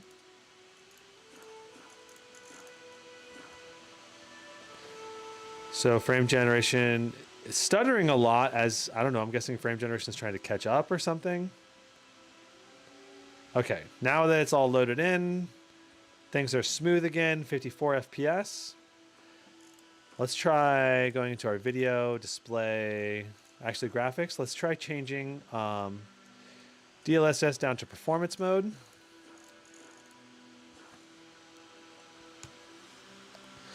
I think everything's kind of loading. All right, how are we doing now? 64 FPS, 51 for our 1% lows. And this definitely feels smoother because our 1% lows are better. You know, going lower on DLSS does reduce some of the demand on the GPU VRAM. So that probably helped our 1% lows. I feel like that's what you got to do. If with this laptop, you got to rely on DLSS and you got to be willing to put it down to like performance mode in a lot more games. Okay, so now we're going to go ahead and cycle through some of the different fan modes. Let's try... We'll try turbo mode first. All right. And while we do this, I'm gonna pop over. I do not have GTA 5 Bashata. Yeah, no, I'm not gonna do that. Okay, so let's just kind of take a look at in turbo mode. Look at look at what's happening right now, right? So. Our CPU is at 83, 24 watts of power. Our GPU is still pushing over 100 watts, but it's not like 110 now. But we are thermal throttling still at 87 degrees. A second ago, 86 right now. And the fans are still basically at max. So let's try rotating to performance mode. And... okay, I'm seeing. Look at our wattage is now dropping to 95, 94, 92. Our temperatures are coming down. We were at 86, now we're at 84. Our fan noise is reducing further. Whoa, the fans have become really quiet, and the game audio is way more pronounced now to me, the gamer. Our temperatures are actually 83 now. I'm curious if it would keep coming down, right? I don't know. I guess now they're 85. I saw 85 a second. Interesting. 84. And keep in mind, I'm in a room that's about 70, I don't know, 75 degrees right now probably for AC temperature. So if you're playing a hotter environment, you're going to thermal throttle a lot harder. If you play in a cooler environment, it'll be less, especially if you use a laptop cooler. So right now, 63 FPS, 41 for our 1% lows. This is very playable. In performance mode, let's try silent mode. We're in silent mode now. What are we going to throttle down to? So it's going to throttle our CPU and GPU way lower. Our GPU temps are already falling significantly to 77 degrees. Our CPU temps are going up actually though. Interesting. 33 watts on the CPU now, which is interesting. We're still at 50 FPS. So resetting, we're getting some gnarly 1% low stutters here. Oh, now we're getting down to the true silent mode. Ooh, interesting. 55 watts in silent mode. 33 watts to the CPU. It's interesting that the CPU is pulling so much more. It's like more wattage on the CPU now than it was. It doesn't make sense. That's pretty weird, right? And it's a lot smoother now than it was when it was jumping back and forth. So, and in regards to hitting 87 degrees on the GPU, that's, I think, not ideal. At the same time, it's, I don't think it's going to harm the laptop, but just in warmer environments, you're going to thermal throttle more easily. So this is silent mode. We're basically getting 55 watts and 25 watts to the CPU. All right, so if I were to open up Armory Crate and we were to set it to manual mode, let's just try tweaking our own profile and try to get more ideal temps. All right, so under the GPU mode, we're going to set dynamic boost down to 5 watts. And so we're just reducing the wattage by 20.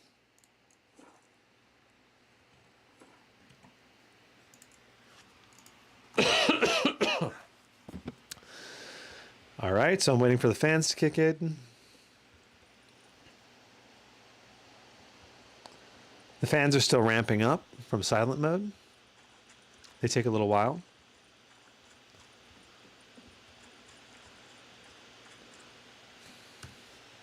Let me pull up chat.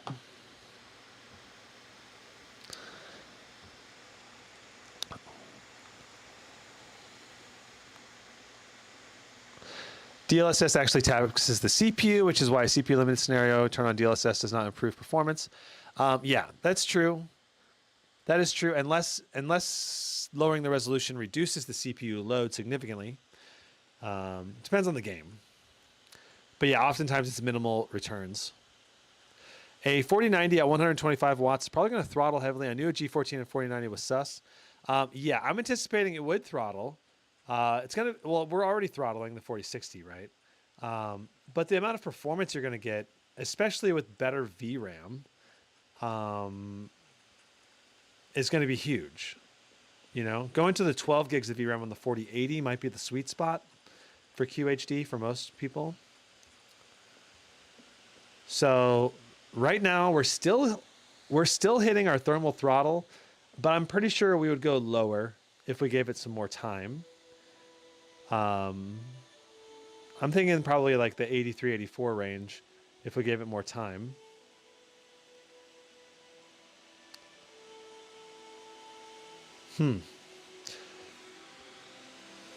Interesting. Yeah, I would say that performance mode is probably the way to go, most likely.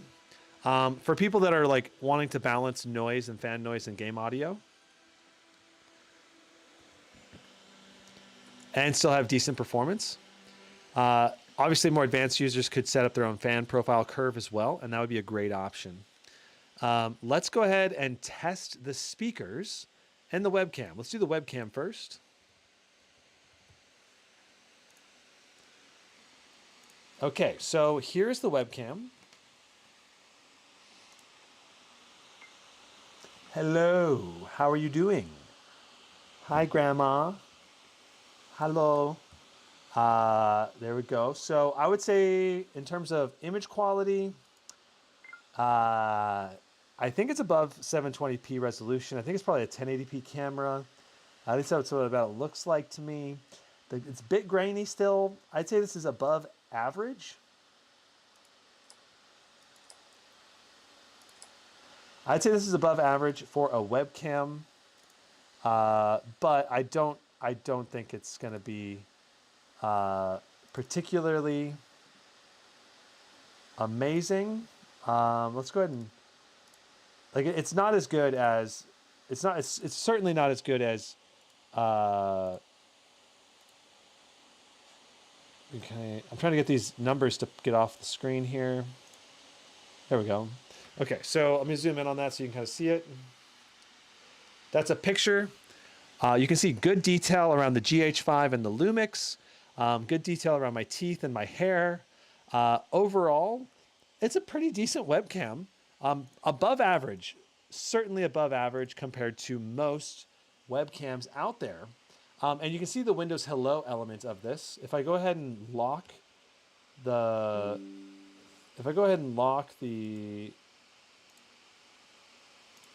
laptop, and I go ahead and log in. There it goes. It took a moment to recognize me that time. It's usually really fast.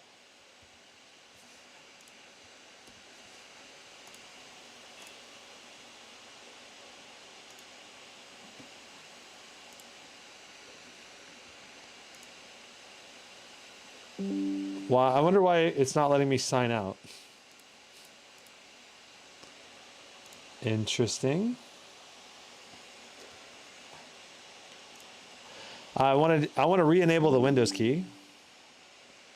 Oh, press FN plus Windows key to enable it. Okay. There we go.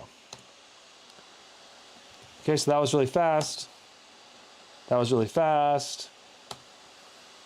That was really fast. So there's some examples of Windows Hello. Let me go ahead and zoom out again.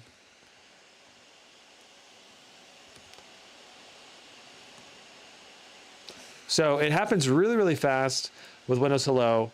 It wasn't a problem overall in my experience. Let's do our music test. Here we go. So going to downloads, music. All right.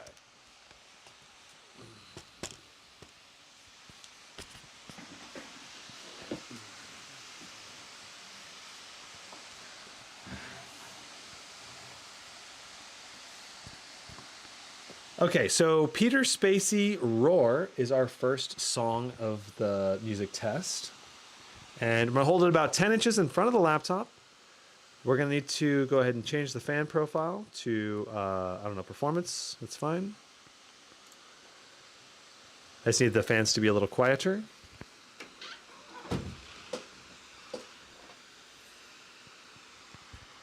And come on.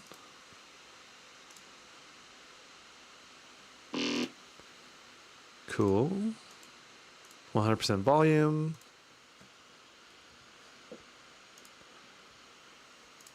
Okay, and then also I want to go into Dolby Access here real quick. This is where you can change some of the settings. So right now you can see that we are on music balanced mode. But in my experience, using dynamic mode is usually almost always the better audio profile mode for sound volume and quality, though we can go ahead and test that real quick. Here we go. We'll try game.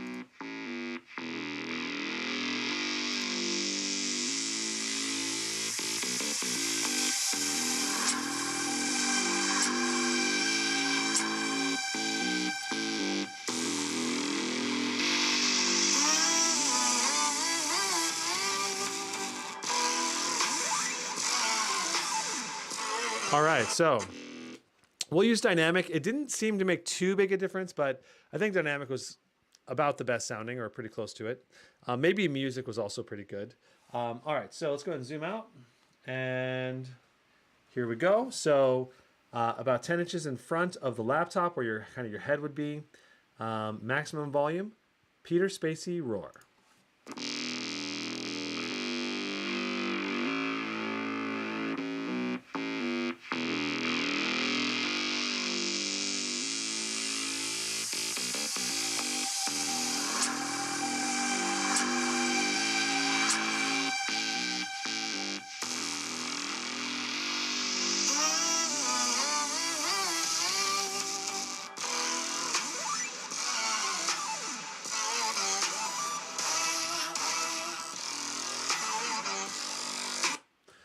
That's a lot of bass for a little laptop. A lot of bass. All right. Faded Aeon Half-Life.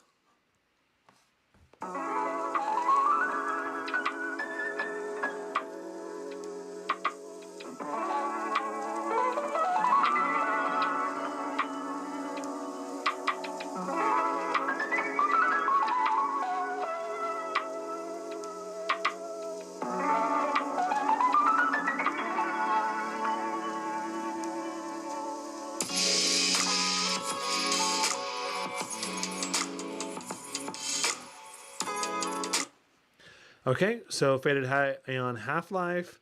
The mids were pretty good. The highs definitely were breaking up a little bit. It's a little too bad, but that's where Dolby Atmos, you could kind of tweak it a little bit for certain types of music, maybe.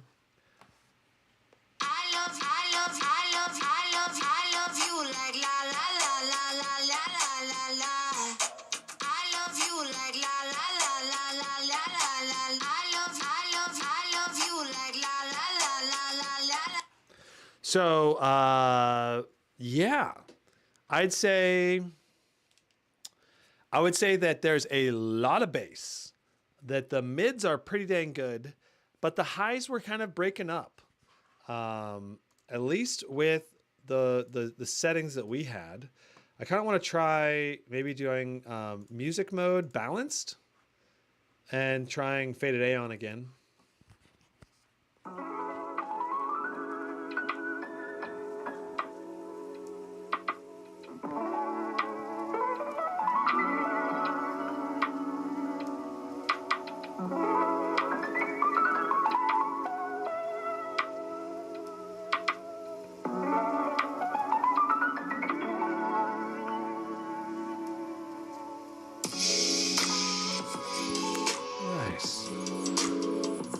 Yeah, that was much better. I think doing dynamic, I guess, probably boosts the audio gain too high on the highs or something.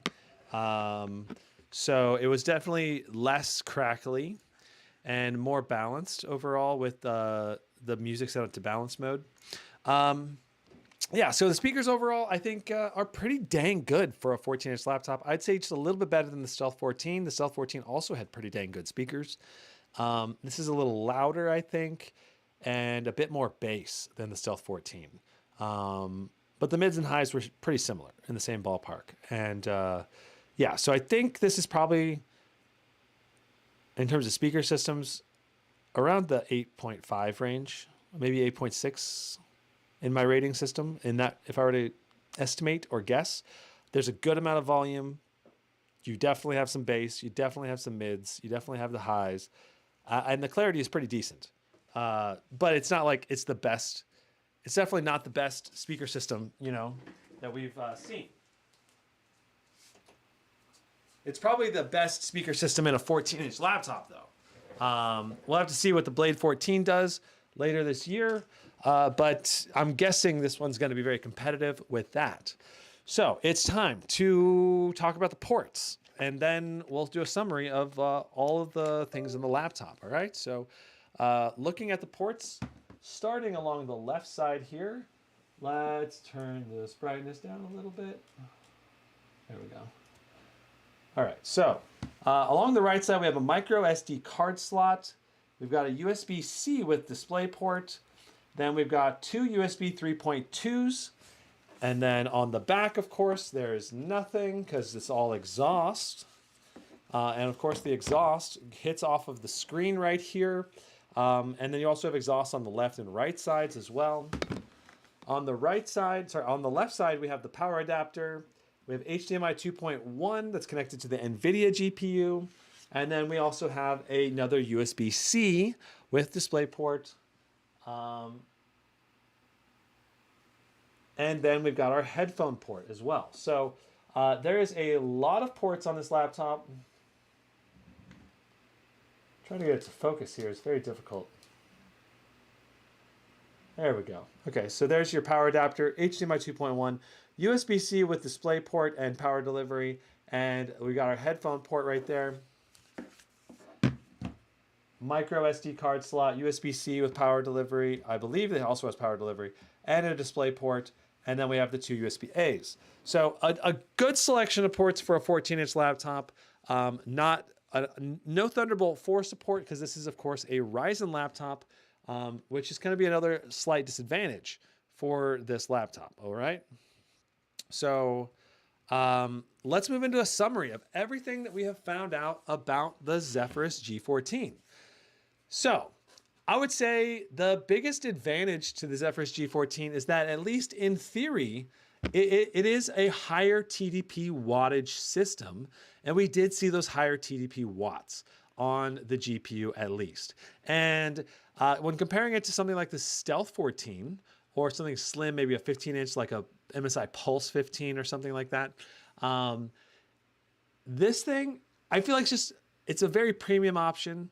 Because of the display, because of Windows Hello, because of the webcam, because of the speaker system, because of the overall build quality, fit, and finish, it feels a little bit more premium than something like the MSI Pulse. It feels on the same level, I think, as the Stealth 14. I feel like the Stealth 14 competes very well with this machine. But I would say the Stealth 14 was tuned to have a little bit lower TDP on the GPU, which allowed the Stealth 14 to have much better temperatures overall. And the thing about the Stealth 14 is that it is only also a Full HD Plus display, though the display is still very good overall. It's a lower resolution display, which just makes it easier to push high frame rates. And that high frame rate capability of the Stealth 14 in many ways makes it more attractive unless you think you can really use a QHD Plus display, for example, maybe using Photoshop or video editing. You might be able to see more details in those kinds of detail-oriented applications.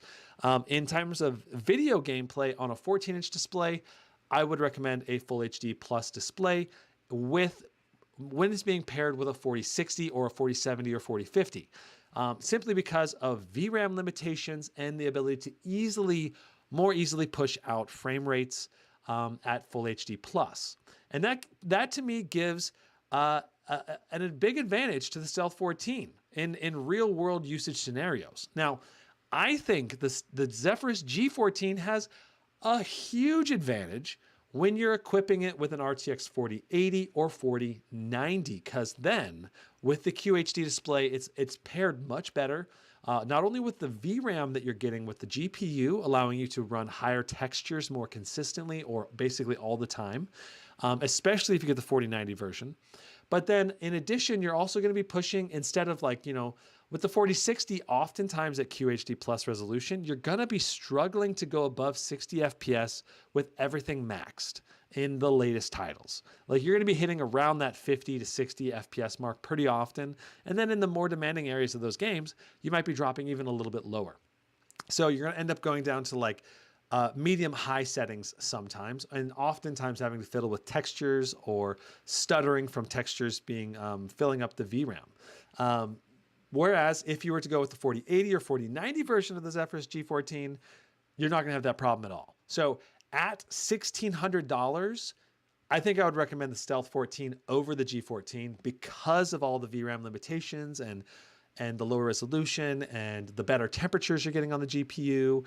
The Stealth 14 just felt like a superior product at this price point at $1,599.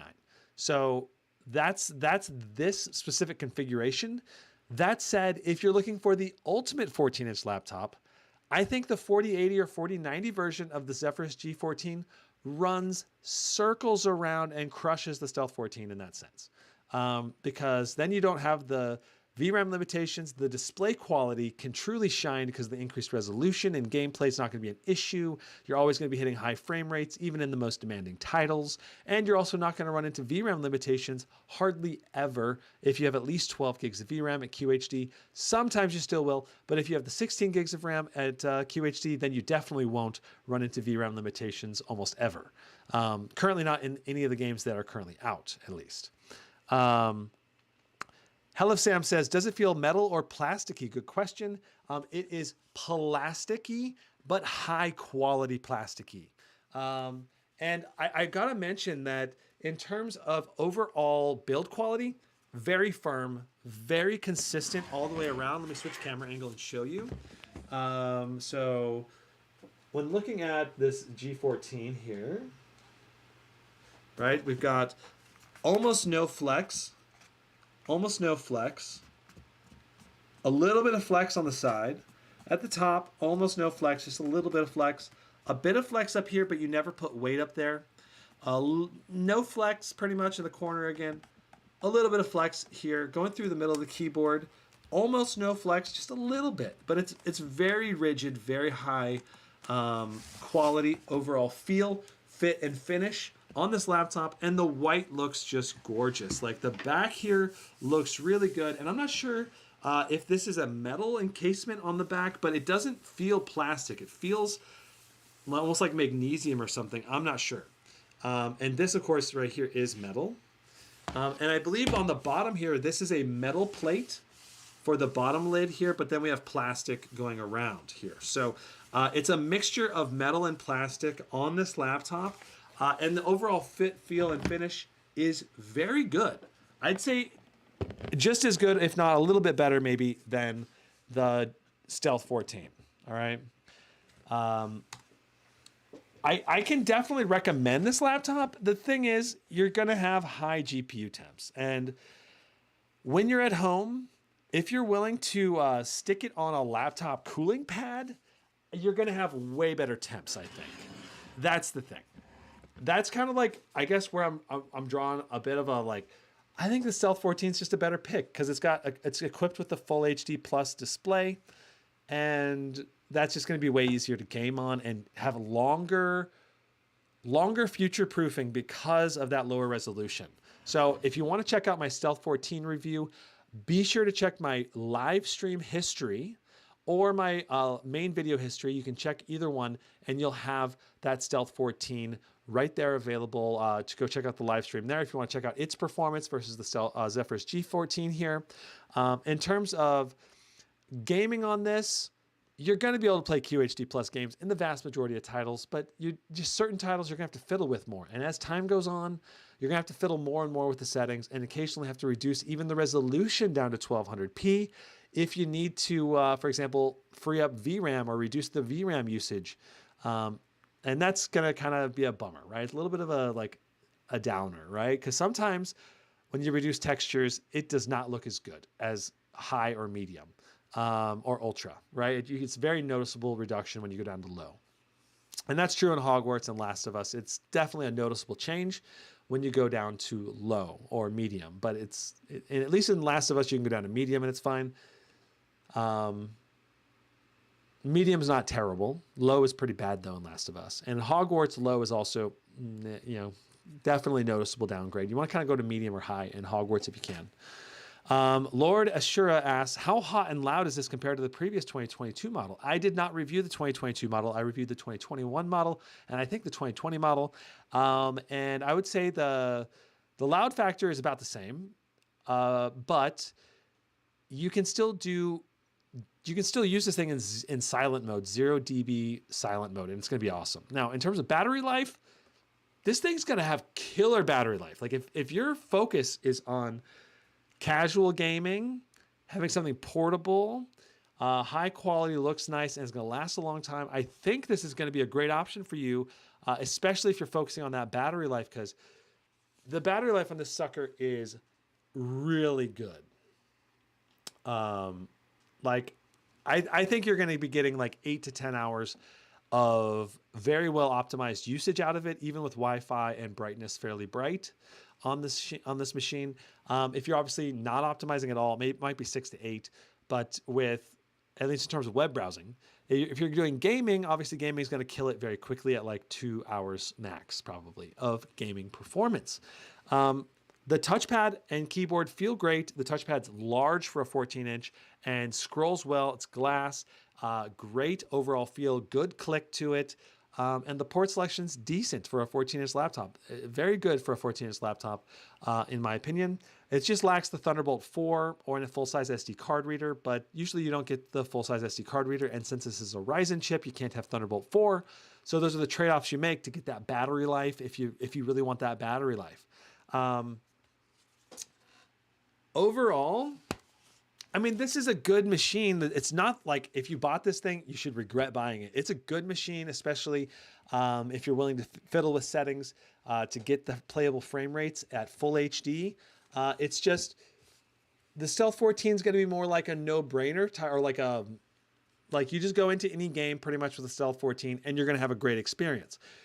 You go into some games with this and you want to run ultra settings and it's all stuttery because of VRAM's all eaten up and you're running at QHD plus resolution. And that's just going to confuse a lot of people.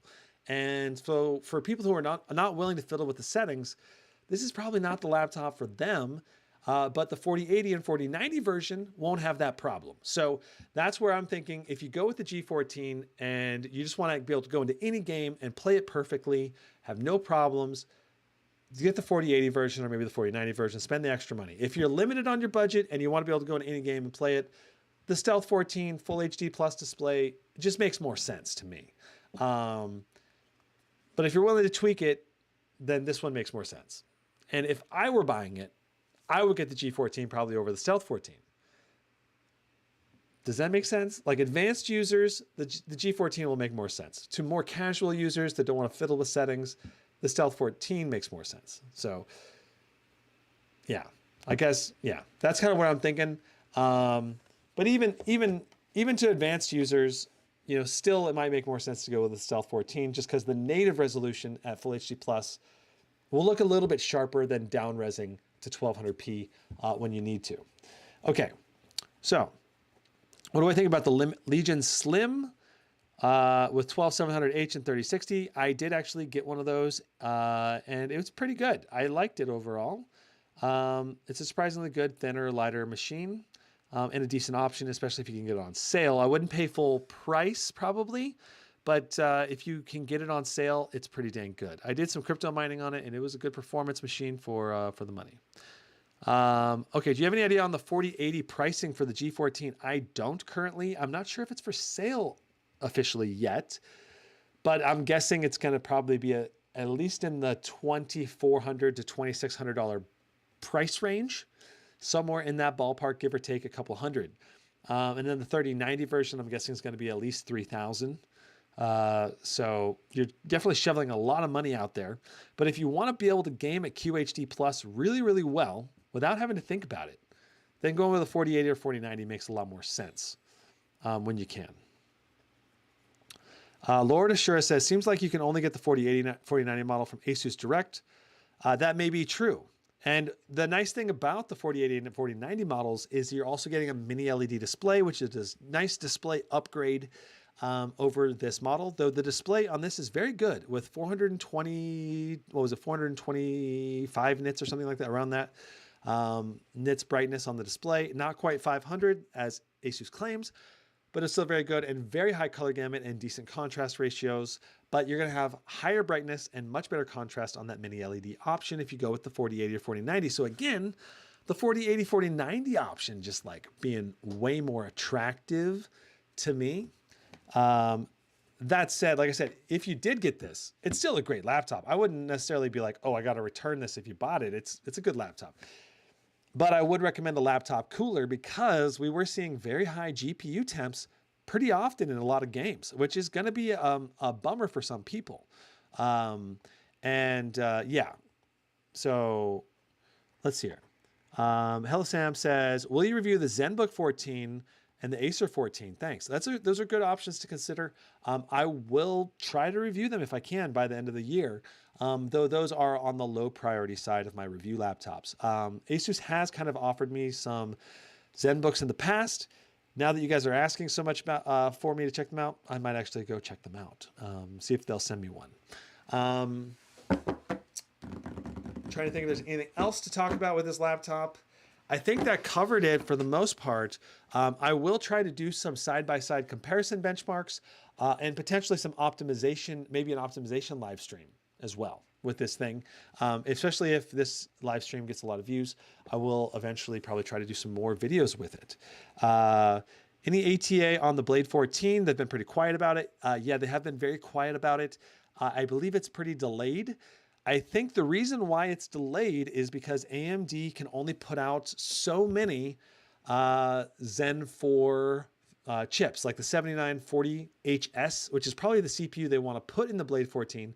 There's only so many of those chips, and I think Asus got them. And Razer's basically waiting for chip supply to be able to launch the next gen Blade 14. And I think it's just a competition between vendors. I mean, I can't, there's nothing, I've not heard anything officially from Razer saying that they will definitely do the Blade 14, but the reps that I talked to basically implied it's definitely in the works. So I would certainly expect it before the end of 2023 when the chip shortage, basically when AMD can put out enough chips, because I think they're definitely going to want to put an AMD chip in the Blade 14. But honestly, I've been impressed. I was very impressed with the Stealth 14 running Intel. So I don't know that you necessarily have to run a Phoenix chip in the Blade 14, especially since certain games just perform better on the Intel, like Warzone 2. We had more performance on the Stealth 14. And yeah, the temperatures I think are just a little bit easier to tame on the Intel, even though the wattages are very high. It's interesting and very different. Can you review the Legion Slim 7i? I'm probably not going to review that. I'm sorry, Romash. At this point, but I did, like I said, I did have my hands on it. I was impressed with it overall. And I could recommend it if you do get that Romash. All of the AMD chips are in handheld gaming PCs. Yeah, well, there's a ton of demand for AMD chips overall between the Steam Deck, the PlayStation 5, all the gaming laptops. I believe they're being used in cars. There's just so much demand for AMD chips. It's just hard for them to keep up. And unless you can put in a huge order for the chips, AMD is like deprioritizing you right now. And that's why I think the Blade 14 was delayed. Yeah. So, Abidas says, if the Stealth 14 and had the 4080 and 12 gigs of VRAM, I'd consider it, but unfortunately it doesn't. Well, that's the thing. The Stealth 14, if you're using the full HD display in the Stealth 14, they do have a QHD option, but if you're using the full HD option in the Stealth 14, you don't really need the 12 gigs of VRAM. That's why. Like, it's just like a 4060 pairs a lot better with full HD plus resolution. Just like you can get like closer to 100 plus FPS in almost all games, compared to the G14 with a 4060 at QHD plus resolution, where you're going to be getting more like 50 to 70 FPS in the vast majority of games, on ultra settings at least. Obviously, you can get way higher frame rates on the Zephyrus G14 if you're willing to tweak with the settings, and that's where it requires an advanced user who knows how to tweak the settings properly. So if you're an advanced user, the G14 4060, fantastic option, and I think just as competitive to the Stealth 14. But for casual users or users that don't want to mess with settings, the Stealth 14 is currently the better option, at least at the $1,600 price point. Of course, you get the G14 with the 4080 or 4090, that will crush the Stealth 14, and it will be much better choice overall, especially with that mini LED display. That's my current take on the G14 versus Stealth 14. At $1,600, go with the Stealth 14 for most people. If you're willing to go with the 4080 or 4090 version, the G14, I think, is going to be fantastic. Okay.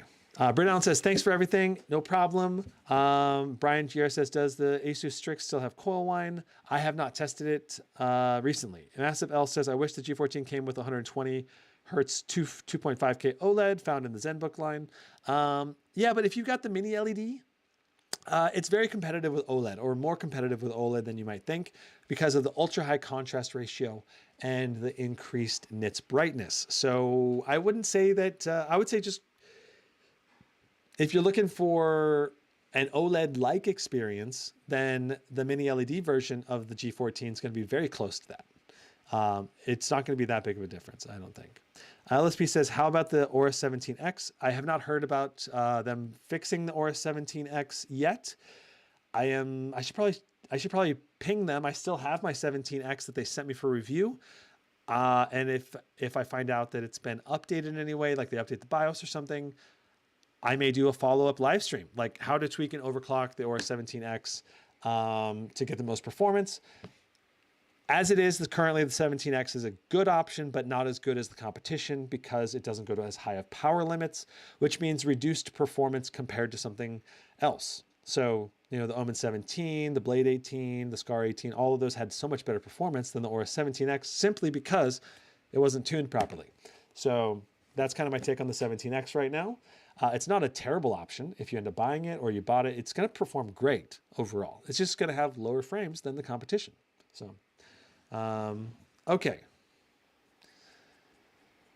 All right. Boom. That's it for the live stream. I hope you guys enjoyed the Zephyrus G14 unboxing review. Please drop a like on the live stream if you have not already. It is super helpful. And I'll see you guys in the next one. Brandon out. Huzzah.